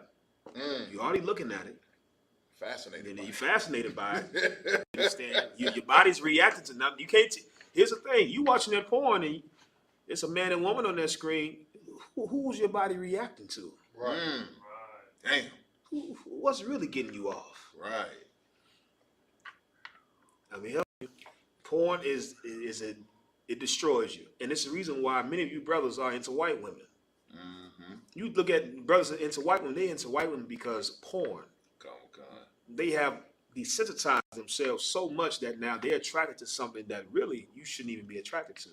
You shouldn't be attracted to a white woman or any woman that's outside of Israel. Right. But porn now exposes you to things that you just should have never seen. And the proof of that is anybody that's ever watched porn, there's certain images that you still can't get out your mind. You understand, brother? Listen, man.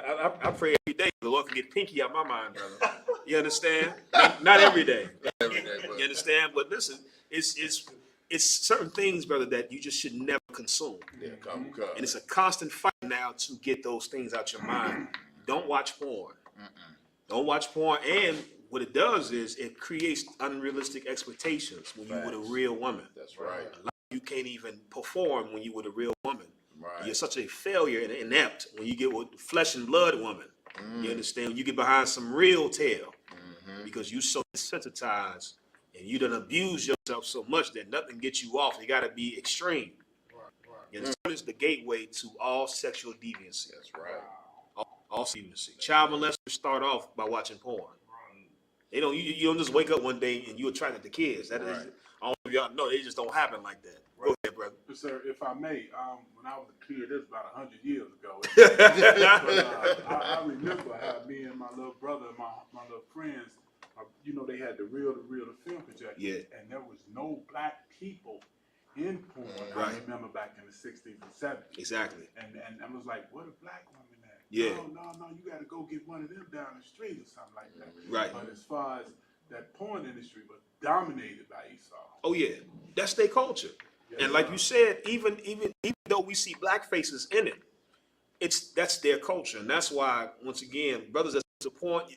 I'm willing to put money on this. I'm a gambling man. I like to gamble. You should give me any brother that's into white women, and I'm willing to bet you money he watches porn. It goes hand in hand.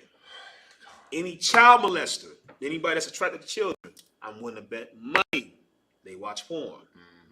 Lesbians, homosexuals, they porn. Porn is the gateway to all sexual deviance. And the problem with porn is just like any drug. Anybody that's they say weed is the gateway drug to the hard stuff. Anybody that's ever smoked weed for a long time, what happens? Weed don't do nothing for you no more. Right. It's like smoking a cigarette or black and mild. You need something else now, and that's porn.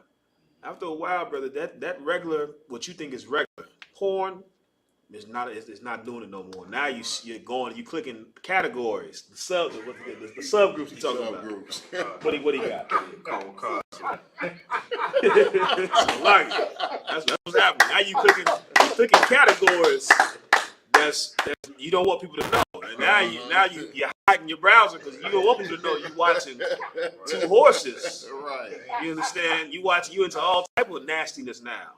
Because now you have to keep up in the ante on what gets you off. Right. And eventually porn is not even gonna do it for you no more. Now, instead of watching this nasty stuff, now you gotta go do the nasty stuff.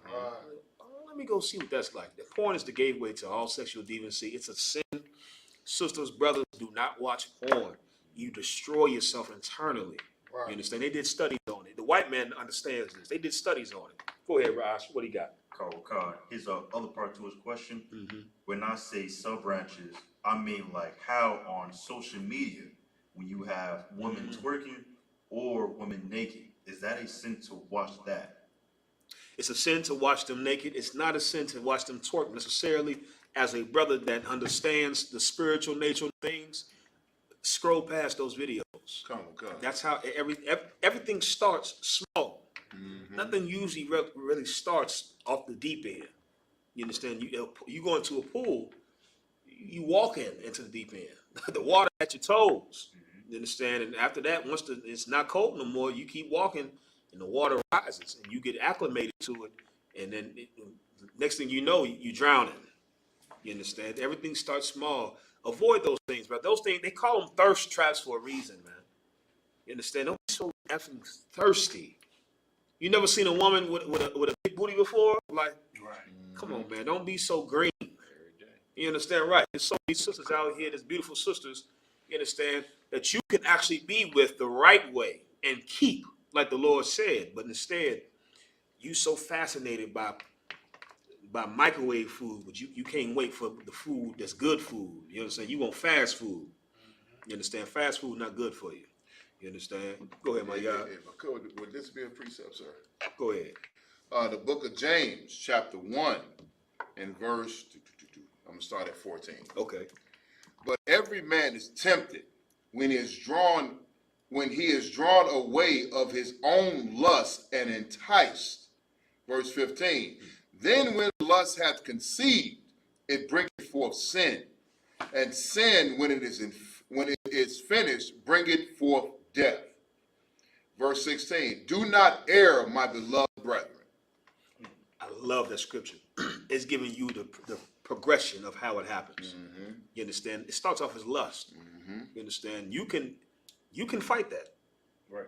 It starts with you seeing something and scroll past it, or you thinking something and nah, get out of my mind. Or he's like, nah. Sometimes I gotta verbally tell myself, like, nah, man. Like I'm talking to myself, like, nah, man, go ahead. You know what I'm saying? Like, nah. That's not that sister, man. Nah, go ahead. You know what I'm saying? You have to sometimes tell yourself that. You understand? Our brothers, once again, we came from all types of destroyed backgrounds. Right. Whatever it is the demon that you fight, you have to fight that demon. Whether even if it's a lust for violence. You understand? Some of us, brother, how you look at big booties, some of us is want to kill. It's like, ooh, I want to choke that motherfucker till you gone. So, we all come from different backgrounds. Some brothers got a blood lust. You got a booty lust, he got a blood lust. You know, he might have a cocaine lust. Whatever it is, it's your job to fight it. Right. And you fight it by, once again, getting counsel. Right. Don't think you can fight anything on your own. Them demons is jumping you. If you in the real world getting jumped, why wouldn't you not call somebody to get help? Right. You understand? If you got brothers that can come help you fight, and talking about the literal fight, you got brothers you can call. I don't know what man in his right mind would take that L by itself. You're not jumping me. Yeah, so that's not happening. I'm gonna call some folks and we gonna meet up and we gonna do it like that. It's the same thing in the spiritual realm. You think you can fight by yourself and you getting jumped. The demons are stumping you. And you don't even realize it until it's too late. You got jumped. What you should do is make the call for reinforcements. And that call is counsel. So like I said, this been pressing on my mind. I thought I was over this, but it popped back in my mind. It's like I said, I just need some help with this. You don't think brothers, there's nothing you going through that's surprising, man. That's the first thing you got to tell yourself. Whatever you thinking in your mind is not new. It's not, it's not new. The Lord said in the Bible, there's no temptation that comes across man that ever didn't exist before. Right. There's nothing new under the sun. Whatever you thinking, somebody else has started before. Whatever you struggling with, somebody else is struggled with before or is currently struggling with. So don't be ashamed of what it is. What you should do is get help. Be ashamed of you being too weak to get help. That's what you should be ashamed of. You understand? Because without getting help, really what you're saying is you like the thing that you lusting after. You ain't really fighting. You like that thing. You understand? And your actions are going to prove it, because eventually, let's say sin conceive, lust conceive seed. Excuse me, I said that backwards. Lust conceive sin. You understand? Meaning sin is born of lust. That's what it's born. And when it's all said and done, the finished product is death. That's the end all be all. That's right. It says, don't watch porn, get counsel, get some help. You don't have to fight alone. You're not supposed to fight alone. The Lord said, where 2 or 3 are gathered in my name, there I dwell. Mm-hmm. That's what the Bible says. 2 are better than 1. That's what it says in the Apocrypha. When one falls, the other can pick him up. You understand? That's why it's UPK protocol. You understand? It's practical and it's spiritual. Brothers, we move anywhere in twos. That's right. That's protocol. That's right. It's sound doctrine, and that's the Bible. You understand? Call somebody, man. Get some help. What else we got? We got anything else? Yeah, Carl, sir. He had one more thing. Okay. Come on, Edward, what city you in, man? Edward, you need to be right here in class. Right. You understand, Edward? Type in what city you in, Edward. Carl, so on the same topic about viewing certain things, he said, what about your girlfriend? If you was to view that like to yourself. No sweat. There's no such thing as girlfriends and boyfriends. That's the first thing. There's no such thing as girlfriend and boyfriends. You know how many children are born, quote unquote, unwanted children are born out of the idea of girlfriend and boyfriend. Mm-hmm. Either you're single or you're married. Right. That's it. And sex is marriage. So if you are having sex, you are married. You understand? Right. If you having sex with that woman, that's not your girlfriend. And as a man, it's kind of, not masculine to even use those terms, to even think like that. This is my girlfriend. This is my girlfriend. No, this is my woman. This is my wife. That's right. You understand? I'm laying it down. This is my wife. I'm with her forever. Right. You understand? That's masculine. You don't believe me, brother. I use that as a pickup line. And it works. And shorty, you lay down with me. You stuck with me. You my wife. And sisters hear that, brother, and it's different. And that's some real nigga talk right there. Right. Some gonna run away. They gonna let you know. Some gonna run away, brother. They're not trying to stick with some of them. But she helped you out. You understand? Because to find a woman that agrees that sex is marriage, that if we lay down together, we stuck together, that's a beautiful thing. Because that's what the Bible says. Sex is marriage, and there's nothing wrong with your rib sending you videos that she wants you to see. There's nothing wrong with that. I encourage it. You understand? I encourage it. Keep it spicy. Whatever y'all need to do, that's y'all business. If she wants to send you those, if your wife wants to send you those, your rib, just let so be it. You understand? Just make sure y'all don't lose your damn phones. Right. Make sure you got locks on your phones and you don't lose your phones, brother, because what you don't want is for somebody to get all that treasure chest of videos. You understand? And now your rib is in somebody's house. You understand? Being viewed by some pervert. Right. So that's what that is. A woman, your wife, doing those things for you is part of marriage, and it's a beautiful thing. You understand? Really, a woman should be able to show her other side with you. Right. You understand? A good woman, you ain't gonna know about who she is in the streets. They got an old saying: "A lady in the streets and a freak in the bed." There you go. You understand? Okay. How else is a sister gonna be able to express herself? She got to be both. You understand? She got to be a lady in the streets and a lady in the sheets.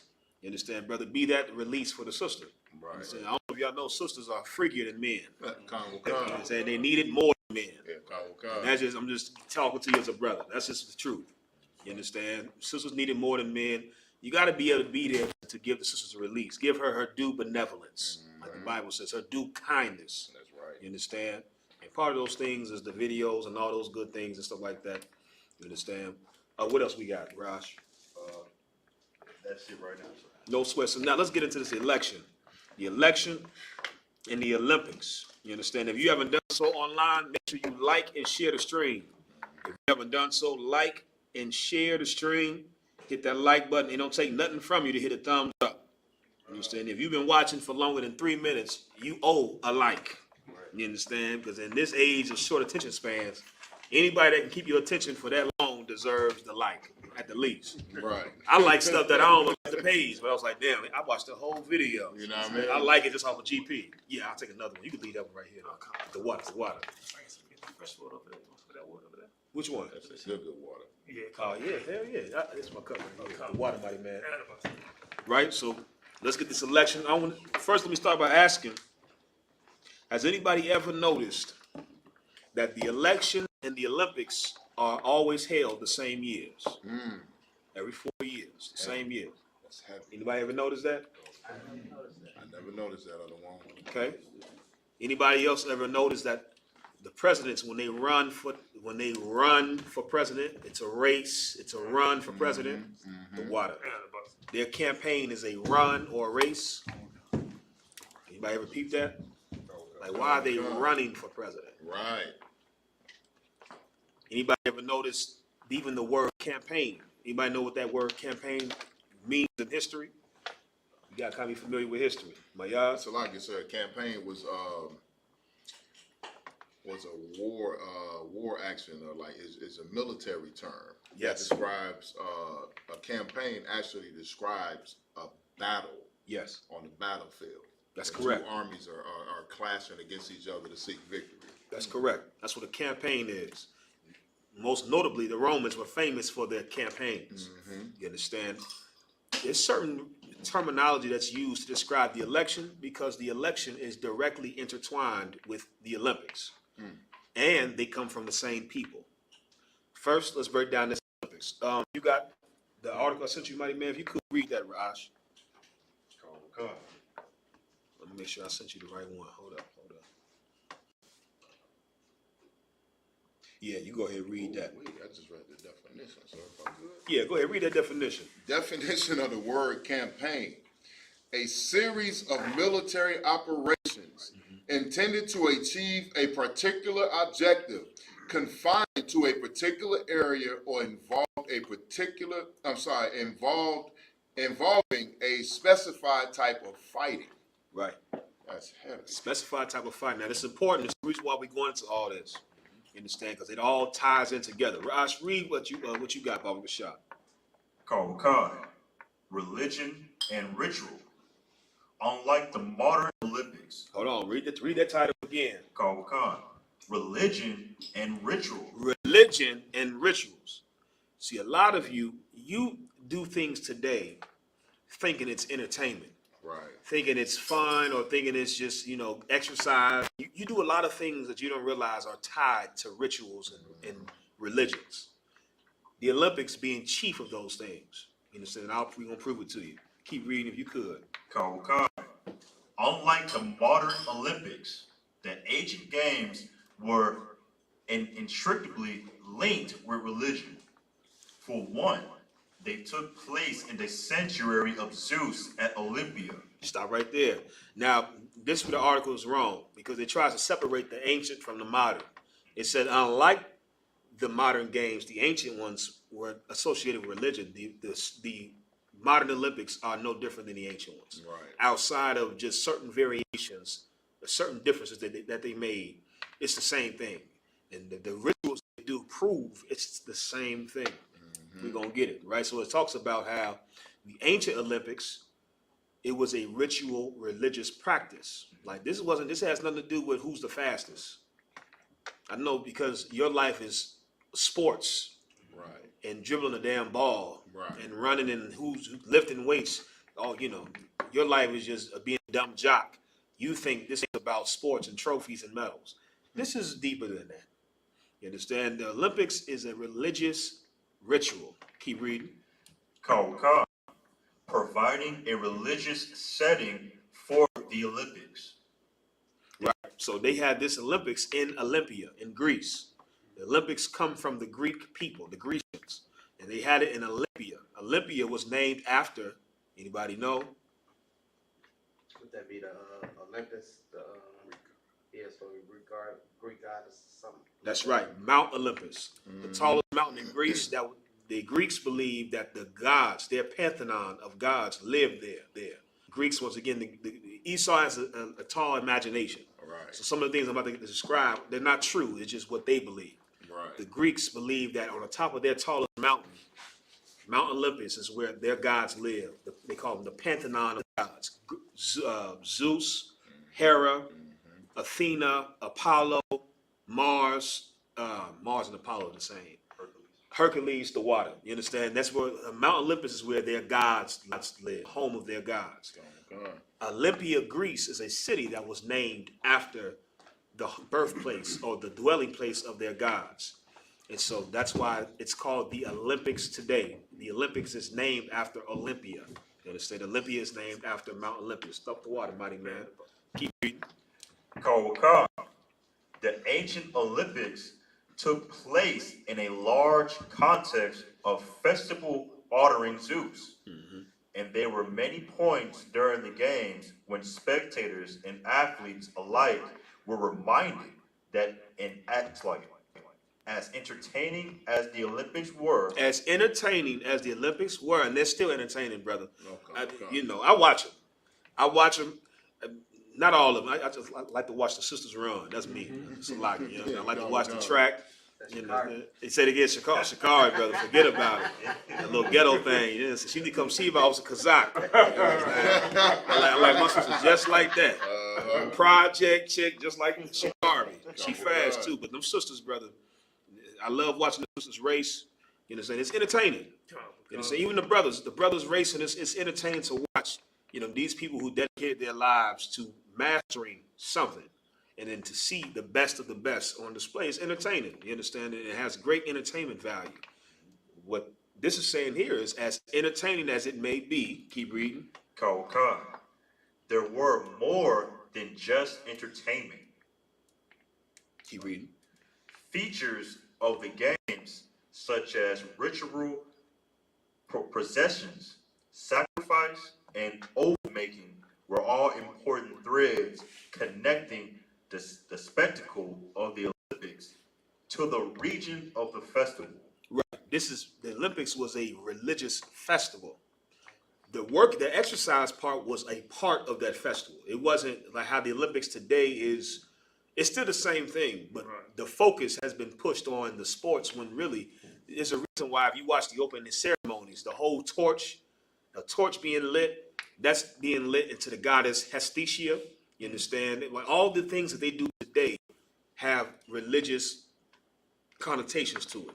Like it's not just something that just happened out of nowhere. This is practices that are age old, and it comes from the Greeks. The entire Olympic festival is about the worship of their gods. Keep reading. Furthermore, in the background of the games were common manifestations of Greek religion, oaths made to the gods, as well as prayers and sacrifices to ensure victory. Right. So now, anybody know what's the Greek god name for victory? Go ahead. Maybe, I thought I had that was victorious or something like that. Type it in. Let's see what Google said. The Greek god for victory. And most of you might be familiar with the Roman, I believe it's the Roman name for it, the Roman equivalent.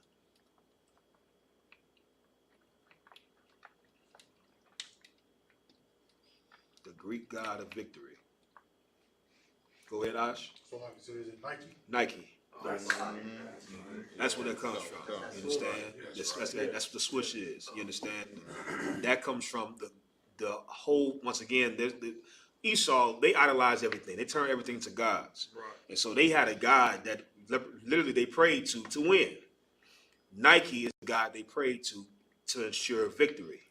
It's not by happenstance that Nike is one of the biggest sponsors and has been its formation of the Olympics. They go hand in hand. They still worshiping the same old gods. It's just you not educated enough. We are not as a people to understand what we're looking at and what's right in front of our faces. Esau, he has never left his practices. You understand? They've always kept their same gods. They just transferred them over. Perfect example. You look at it. Of all the Greek gods, the Romans kept all those gods. Right. They just named them something else. Zeus in the Greek is Jupiter in the Roman. Hades in the Greek is Saturn in the Romans. Poseidon, Neptune. Poseidon in the Greek is Neptune in the Romans. They are the same gods. Apollo in the Greek is Mars in the Romans. You understand? Athena is, I forgot. I used to know them all by heart. I used to be fascinated with the mythology. They kept the same gods. They just rebranded them, gave them different names. America's the same. They have the same gods. It's just you don't recognize the rebranding of it. You understand? Keep reading. Sacred possession. The ancient Olympics, just like the modern games, kicked off with a procession. In the case of the ancient Olympics, however, this procession was religious. Right. So what do they do before every Olympics still to this day? Go ahead. So they light the torch and run with the torch. Right. The torch lighting, and there's something else. If you watch the opening ceremony, they still have it. It's just not. It's not as televised, and so you don't see it. Nobody. The parade. Also, like. Go ahead. Carl, when the city put the flowers on the head or something? Right. That's the olive herald. Where you see the ancient Greece, where they had the half crown, where they put the leaves above their head. That was the prize the winners would get before medals. You understand? But that parade is the procession they talking about. Right. The procession that they had, the procession was literally them marching and parading to serve their gods.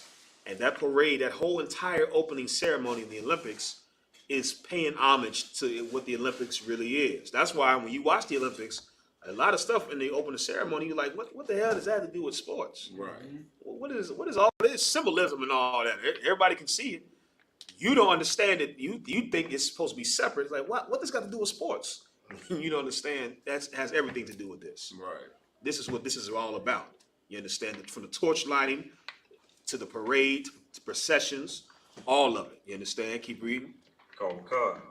The procession began at the town of Elias and ended at the sanctuary of Zeus at Olympia. Right. So it ended at the sanctuary of Zeus. They had an entire temple built for Zeus in Olympia. You understand? And they always ended there in Greece. Now, the important part to realize is that this is Greek culture. And I got still right here still, the water mighty man. This is Greek culture. This is not our culture. And I have to break that down because a lot of people might say, well, okay, what's the problem? What's the problem with working out? What's the problem with sports? The problem is you, as a slave, are separating the two when they have always been directly intertwined. Right. You understand? Sports and warfare are the same thing. You understand? There's many articles you can pull up. I had one, but for time's sake, we ain't gonna be able to read it. Go ahead, brother. That's like that, sir. That's why when even in the scripture, when it says for sport, that's talking about warfare. Exactly. When you go to the scripture, it says, "Let the young men play." Right. They ain't talking about them shooting basketball. They out there slap boxing. Right. You understand? But it's sport, fighting, combat, and sports. Sports is simulated combat, and a lot of times sports prepare you for combat. This is the flip side of it. All those brothers you see on that football field and that basketball court, those brothers are supposed to be the warriors in our nation. But they've been reduced to sport. They've been reduced to serving and another God when really these are men that physically, you know what I'm saying? I don't know if you ever seen NFL players, NBA players in real life. These are men, brother. It was like, ain't no way in hell you got this big and all you doing is dribbling the damn ball. Right. You get this man a sword and shield and put him in the front. You understand? You need to be protecting us, our nation. That's what you're supposed to be doing. But Esau has replaced the combat for the sport to make sure that the men amongst us, our quote-unquote mighty men, are used for service to them, to their gods. Go ahead, mighty man. I'm coming to Yash. I was about to say, when you look at some of the stories that's in the scriptures, you look at a running back. You just look at a running back, and you see how he run through a line. Right. You can imagine him killing people. Yeah. I'm telling you, bro. He real good at splitting the line, and everything. Right. And how he just run through the field. Right. You can see. Okay, why the Lord say when a chase a 10, right. a 10 a chase 100. Yeah, like this brother can split a line of defenders. Brother, all you gotta do is imagine them niggas with swords and shields. You sending him through the line. Like we gonna be running you through the line. You understand? That's what we doing. Right. You see them brothers on that old line, brother. Them brothers stopping men from coming through. They put them on the line. Like, listen, can't nobody penetrate our defenses. All that is warfare and really supposed to be used for their nation But Esau has reduced us and destroyed us so much that their entire purpose now is to serve Esau and his gods, right? Keep reading, I'm gonna get the scriptures. We want to speed it up for time's sake. Kawakam, a distance of approximately 31 miles that took 2 days to complete. This procession would have included the athletes, their family members, representatives from different cities, states, and the Hellendikai. Right, this is where the entire marathon comes from. You understand? The marathon comes from them, this procession of them running.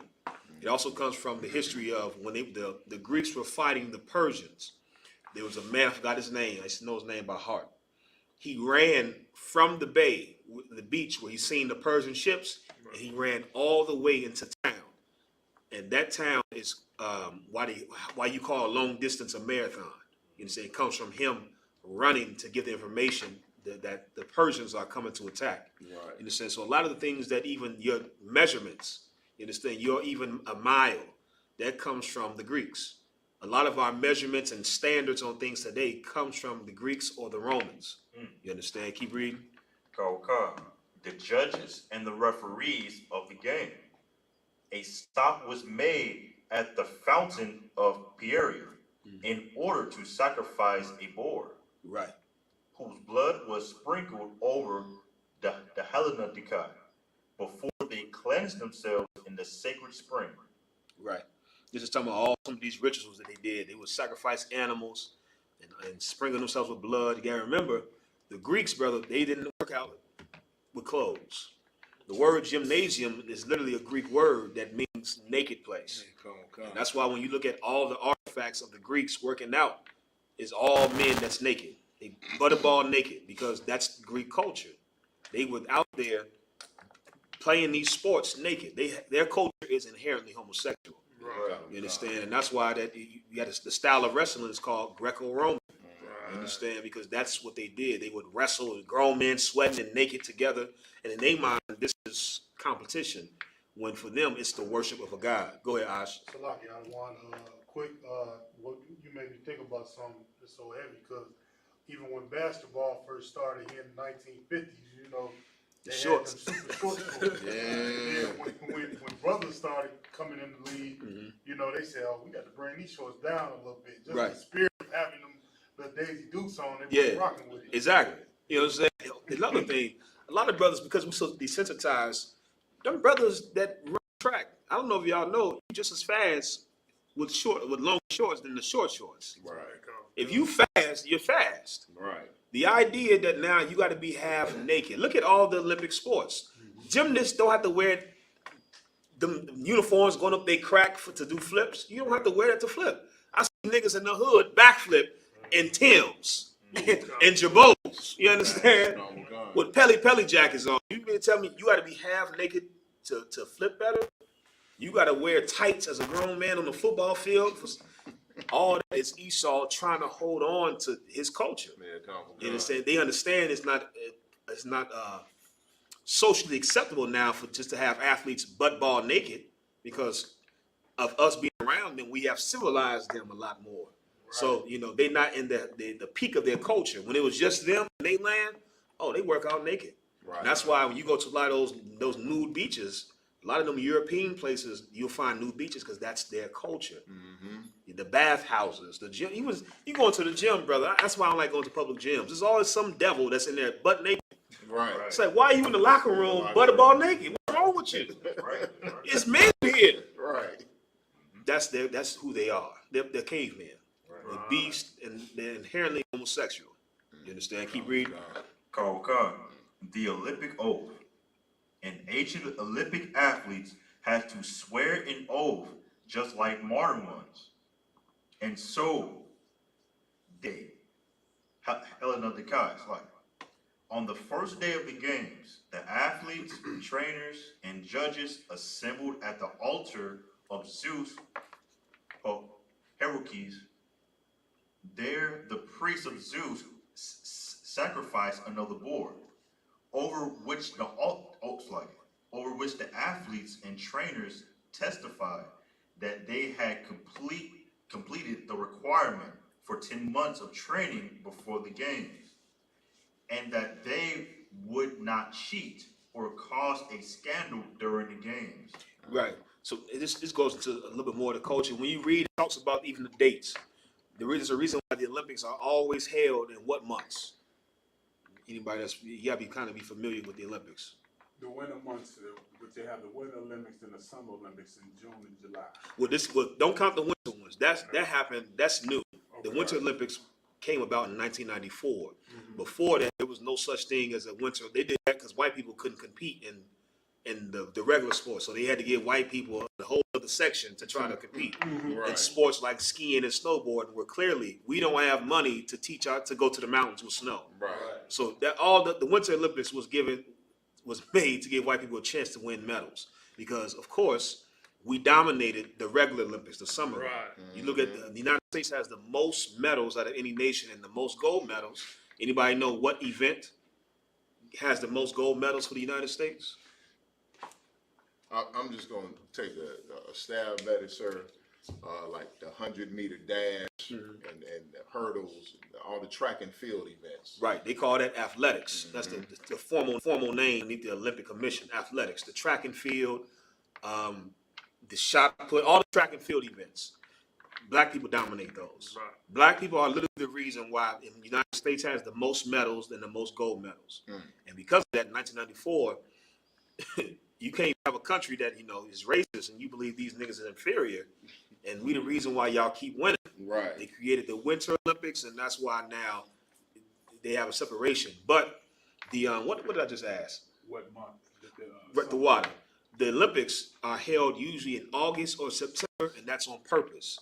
It's supposed to be after the solstice. Something about the solstice and the full moon. It's a religious thing, and that's why it's held at the same time every 4 years. It's always in the summer months of August or September, because it's after a certain solstice and the second full moon.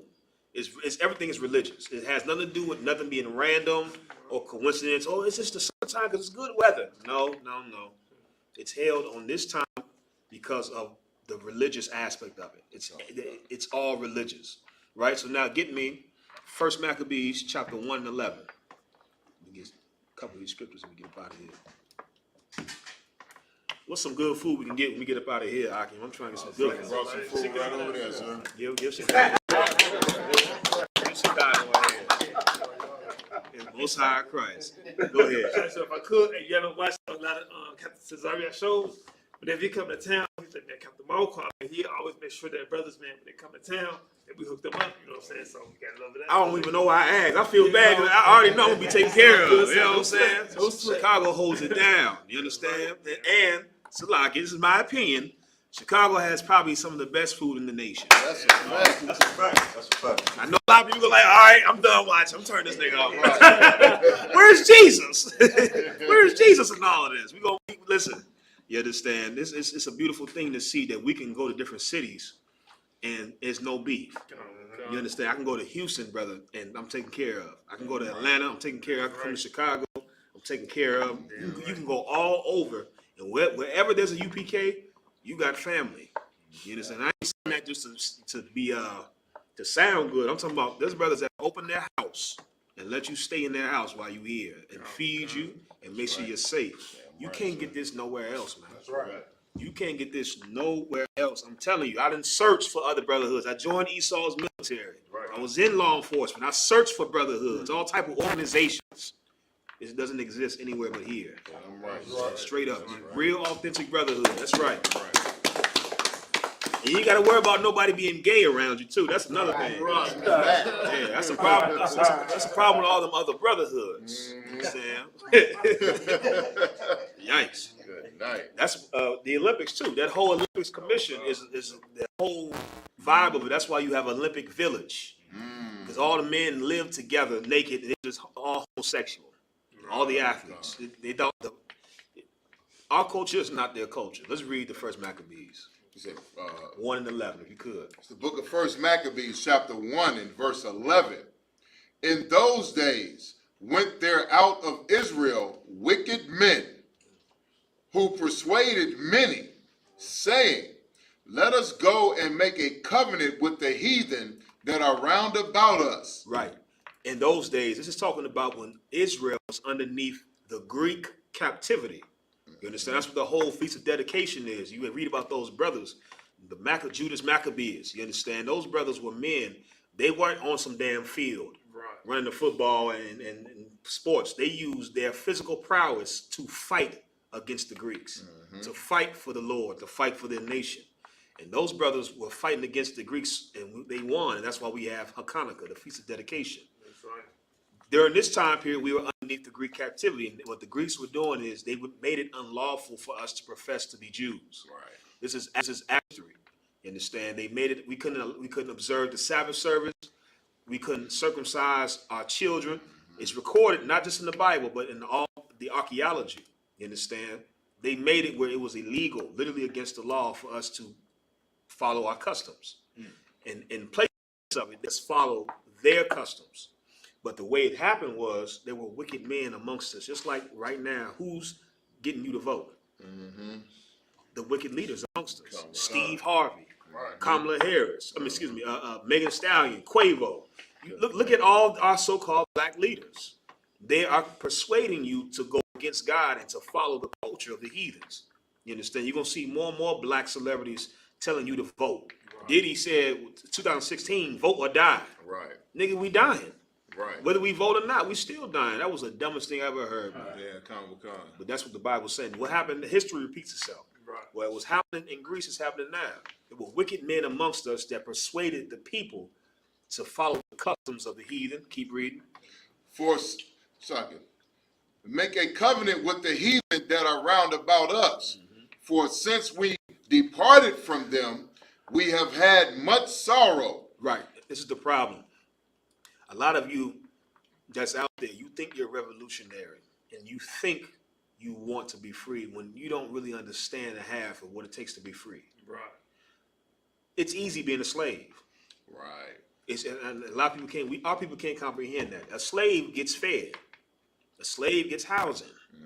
A slave gets taken care of. And of course, it's not the best, but I'm saying that's the rations of a slave. You're going to have somewhere to sleep. You're going to have something to eat. That's the rations of a slave. As a free man, nobody gives you anything. You have to now go and get it. You have to go and build it. You have to go and kill it. Everything is now, you have to do it. And that's why what we're doing in here is it lets me know that, brother, we are truly free men in here. We're still in captivity, but we are free men in here. That's right. Because we don't rely on Esau to do a damn thing for us. That's right. We need a building. Brothers go and get the building. Brothers go and slave and get the money and get the building. We got to clean here. Brothers clean. Sisters clean. We need food. We go and get our food. We cook our food. Everything we do in here, we do. Right. We are getting the practice of what it's like to be free men and to run a government. The problem is, brother, the majority of our people are not built to do that. That's right. Majority of our people need to be fed and need to be clothed. They would rather have somebody take care of them. And because of that, during that time, a lot of our people were like, listen, man, it's been hard since we departed from the Greeks. It's been hard since we departed from them heathens. Even we came out of Egypt. It was the men of renown wanted to go back. Right. Imagine if we leave America right now. They got rid of all the niggas in America. You think Oprah gonna be wanting to be out there with us in the damn woods? Right. Oprah want to go back. Right. We can be in the woods. We ain't got nothing. You know what I'm saying? We low already. Right. Brother, Tyler Perry and Oprah and Lee Daniels, they're not gonna want to be out there with you. That nigga, I was somebody back over there. You know, I was living good back then. It was the same when we came out of Egypt. It was the same when we departed from the heathens here. Keep reading. Verse 12. So this device pleased them well. Verse 13. Then certain of the people were so forward herein that they went to the king, who gave them license to do after the ordinances of the heathen. So now, some of our people are so forward, meaning so just foul. Some of this, you got Uncle Tom's, and then you got Sambo, Raccoon, Step and Fetch It, dirty bastards, man. Right. It's like you took Conan to a whole nother level. You ain't have to do all that. Right. You know what I'm saying? Go ahead, Mighty Man. Well, who's that? What's that chapter I did? What's dude? Jesse D. Peterson. Oh, just exactly. He ain't even got to do all that. Yeah. He said he was on some show and said, "We need more white babies." You ain't got to do all that. Like, we know you Uncle Tom, and that's okay. But nigga, why are you doing that? You know what I'm saying? You taking the cooning to another. You so fraud that you got to take it to another level. That was them back then. Those brothers and sisters of renown that took it to another level. It's already we forced to be in their culture. Then you got niggas that say we should have a place to exercise like y'all. This is what they did. Keep reading. Verse 14. Whereupon they built a place of exercise at Jerusalem according to the customs of the heathen. Brother, they built damn gymnasiums in the holy city. Now, gymnasium today doesn't seem like it's a sin because we associate it with where you go to play sports. Right. Gymnasium was directly associated with the worship of their gods. That's where the sports was intertwined with religion for them. It's all the same. So to build a place of exercise is building a place to serve their God. We went and built a naked place in Jerusalem to be after the heathens. This is what our leaders back then were doing. You don't be surprised at these Uncle Toms now. This ain't new. Right. We've always had traitors amongst us. The same way we've always had real niggas amongst us. Right. They both always existed. You understand? Keep reading. Verse 15. And made themselves uncircumcised. They made themselves uncircumcised. Meaning the Greeks was already saying, y'all not allowed to follow your customs. But these niggas going further and just making themselves, meaning, you gotta understand the analogy. If you're circumcised, you can't be uncircumcised. You understand? Physically. Right. Once you're circumcised, that's it. You can't add nothing back to it. It's saying spiritually, these cats is adding stuff back to it. It's like they circumcised, it was clean, and now they adding the filth back to them. It's like these were some wicked cats, man. Mm-hmm. If you want to know what they was like, just think of the worst amongst us right now. You understand? Just think of the worst coon you could think of, and like, yeah, that was them. Right. You understand? Go ahead. And forsook the holy covenant, and joined themselves to the heathen, and were sold to do mischief. Verse 16. Now when the kingdom was established before Antioch, you dropped that right there. The water. You understand? It's telling us what we did. We followed after customs of the heathen. The Greeks are the heathen. Right. And because of that, you will read in the history, the Greeks were able to destroy us, brother, unlike anything we've ever seen until the Romans came. Mm-hmm. You understand? The Romans were just a continuation of the Greek Empire. You understand? But the Greeks, brother, were destroying us left and right. And they committed all types of atrocities amongst our people. And they were able to because we followed after their customs. Right. You understand? It's like if you were a slave and you want to be in the house, there's certain pleasures, there's certain comforts that come with being in the house. Mm-hmm. What's the flip side of being in the house as a slave? Go ahead. So like you said, you're separated from and despised by your people. Yes, that's true. But the immediate thing, there's comforts of being in the house as a slave, but immediately, what's the flip side of being in the house? Sir, no shelter, no home, no security. Well, you do got shelter in the home and security to an extent. Go ahead. If I could, the master of the house has unlimited, unrestricted access to you. You're there. You're closer to the master.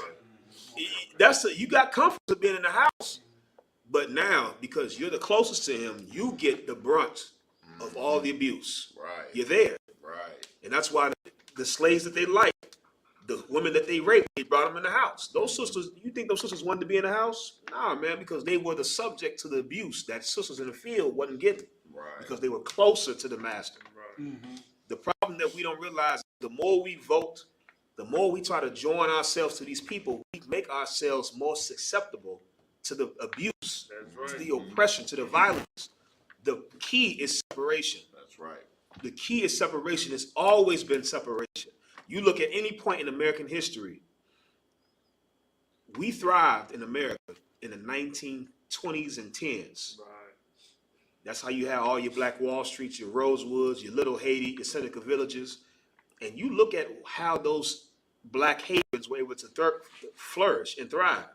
It's because we were separated. That's right. And unfortunately, it was the law that we were separated. We had to be forced not to be amongst white people in order for us to be amongst our own.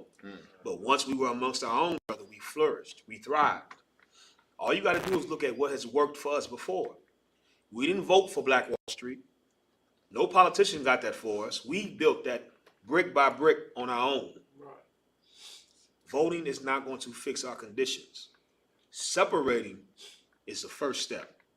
It's the first step. You read, I got an article on here I was going to pull. You read about how Black Wall Street was able to become so successful, and it tells you in the first sentence, separation. It says, as separation grew stronger, Black Wall Street thrived. Brother, I got it in my phone. It's right here on my phone. Right.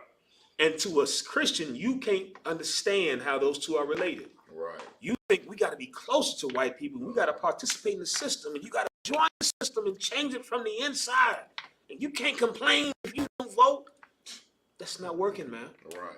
It's not working. What does work is what we can look at history and see works. Separation. That's right. That's right. It just so happens that segregation, we were forced to be separate. Now, because they made laws where we're not forced, we have to now force ourselves. And that's what makes the UPK so valuable. That's right. Because in here, we self-segregate ourselves from the oppressor, from the heathens. That's right. And that way, we're not susceptible to the abuse and oppression that those of our people that want to be close to the heathens are.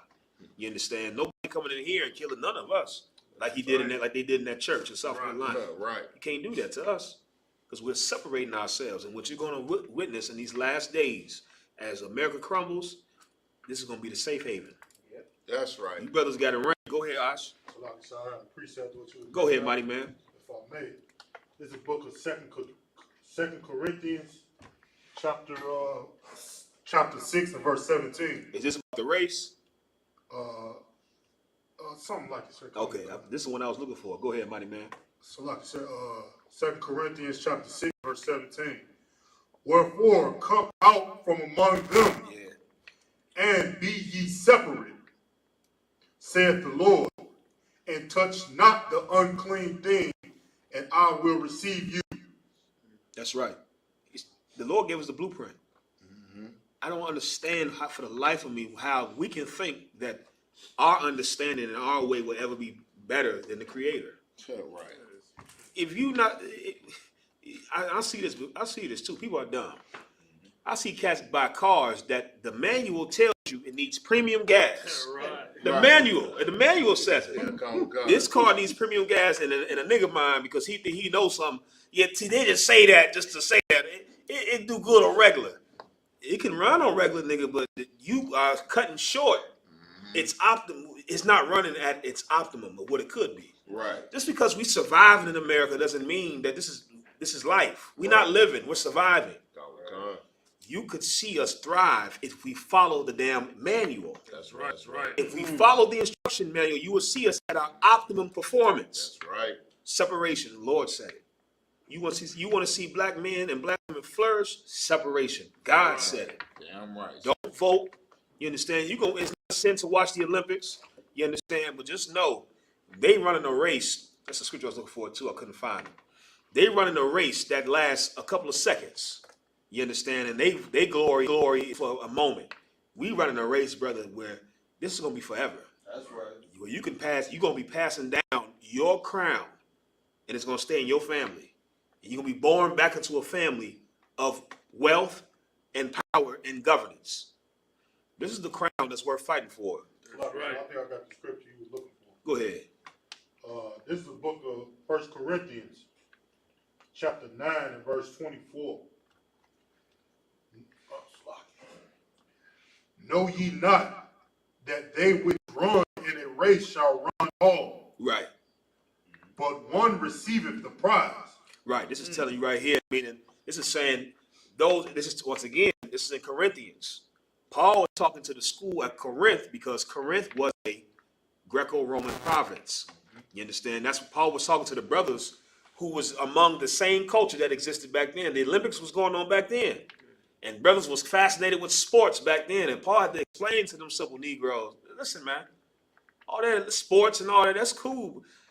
They running a race and they all running, but only one is going to win. Right. They doing all that training and all that, and just for one person to win. Keep reading. Khan. So run, that ye may obtain. Verse 25. And every man that striveth for the mastery is temperate in all things. Right. This is giving the analogy of what you have to do to be an athlete. It says any man that striveth for mastery, meaning any man that fights to be an expert in his thing. Meaning those brothers and sisters in the Olympics, brother, they are masters in their field. They have fought and sacrificed to be top level athletes. The Lord is comparing that nonsense to the truth. Right. How they value those Olympics and those sports, we got to be like that in the truth. Right. You got to look at this as this is the long race, the race that's worth running, and you have to strive for mastery. You got to say, I got to be the best precept recorder or whatever it is you're doing here. Right. You understand? Whatever it is that you do, you got to strive for mastery because, once again, this is the race that's worth running. Keep reading. Khan. Now they do it to obtain a corruptible crown. Right. They do it to obtain a corruptible crown, like we talked about earlier. That crown that they was getting back then was literally corruptible. They was doing all that racing and striving for mastery to get a wreath of olive wreath that would die within 4 days. Right. The crown was literally corruptible. Even them gold medals. It's a clip. Mike Tyson got all his medals on the table, and it's this heavy clip. And Mike Tyson was like, he picked it up like, this is not. Right. It's trash. It means nothing. Mike Tyson said that. The champion. He looking at all the medals, and you could see it didn't fulfill him. He understands the perspective. He said, this is nothing. This means nothing. Right. It's corruptible. You understand? They were fighting for something that can be taken away, that can be destroyed. Keep reading. Khan. But we an incorruptible. Verse 26. I therefore so run, not as uncertainly. So I fight, not as one that beateth the air. Verse 27. But I keep under my body and bring it into subjection, lest by any means, when I have preached to others, I myself should be a castaway. What Paul is saying here, and this is beautifully written. Paul is giving the entire analogy is comparing himself to an Olympic athlete. You understand? To somebody that strives for mastery. And he's saying, I myself run a race. You understand? But not as someone that beats the air. I mean, that's what you're doing when you're running. You literally beating the air. He said, I'm running a race too, but not like them.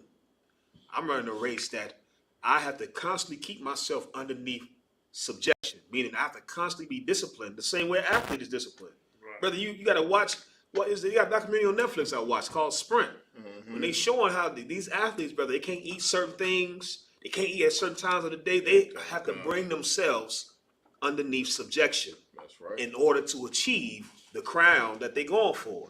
Paul's saying the same thing. In order to achieve the incorruptible crown, we have to be men and brothers and sisters who are constantly bringing ourselves underneath subjection, constantly restricting ourselves, constantly telling ourselves no. And the beautiful thing about the truth is there are men over you to help you with that. There are men over you to tell you no. Don't do that, brother. Enough, brother. No, brother. Go here, brother. Go there. Don't say that. Say this. Don't say it like that. There's brothers to keep us under subjection as well. But at the end of the day, you have to do it as well. It starts with you. And Paul is saying that, man, you can't be in here and think that you can just be lackadaisical. You have to be disciplined. Right. We are fighting a war. We're running a race. And the stakes, forget about it. That's what keep me going, brother. I want that mansion, brother. Right. I don't need many of them. I just want one. Right. One solid one. You understand? One mansion with 12 ribs. You understand? 12 kids from all 12 ribs. I'm trying to start my own little tribe. You know what I'm saying? Like, that's what I want. And I know the Lord is going to give it to us and then some, because that's what he wants us to have. That's the fight worth fighting. Go ahead, Mighty Man. So if I could, like you used to be in the DC. I like when Captain Mashak was like he would have building this going sideways. Oh man, I remember when he said that. That blew my mind. I was like, that's why, you know, brothers, we be thinking about this, because just like an Olympic athlete, brother, they think about the gold. They eat, sleep, and think about the gold and the fame of winning. You should do the same. That's right. Don't forget the end goal, man. Don't lose sight. Think about them chariots, man. That's my earnest prayer. I said, listen, I ain't got to get none of the extra afterward. I just want to see the chariots, Lord. If you could just let me see them, Lord, I would be grateful. Whatever the end goal is for you, remind yourself and keep yourself under subjection until you reach that end goal. You understand? We're going to cut it right here. We went over Salaki for going over too. You understand?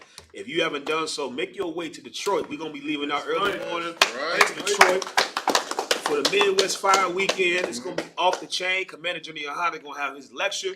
Are demons real? I'm trying to tell you. If anything, make it up to just for the lecture. I'm going to have my notepad and pen. You understand? Because I know he's going to be dropping it heavy. And all your problems are based in the spiritual realm. And Commander Junior Yohana, he's going to be going into it. You understand? A lot of things that you see in the physical realm is happening in the spiritual realm first. And he's gonna break all of it down, brother. It's going to be heavy. We got the cookout, of course. We're going to the gun range. We got a whole lineup of events that's going on. And these brothers out in Chicago, they're going to help. You understand? The other brothers in Detroit and St. Louis and all throughout the Midwest to put on a beautiful weekend. It's going good so far. I don't know if y'all can tell. You understand? But we got to eat, you understand, and drink and enjoy ourselves. And this is going to be the vibe for the whole next couple of 4 days. You understand? With that, we're going to pass the class over to the guard. Say it again. Officer Kawakata. Kawakata Salaki. I was calling you a warrior earlier. Salaki, mighty man. Officer Kawal got you mixed up. Yeah, he threw me off. Blame it on him. Salaki, we pass the class over to Officer Kawakata.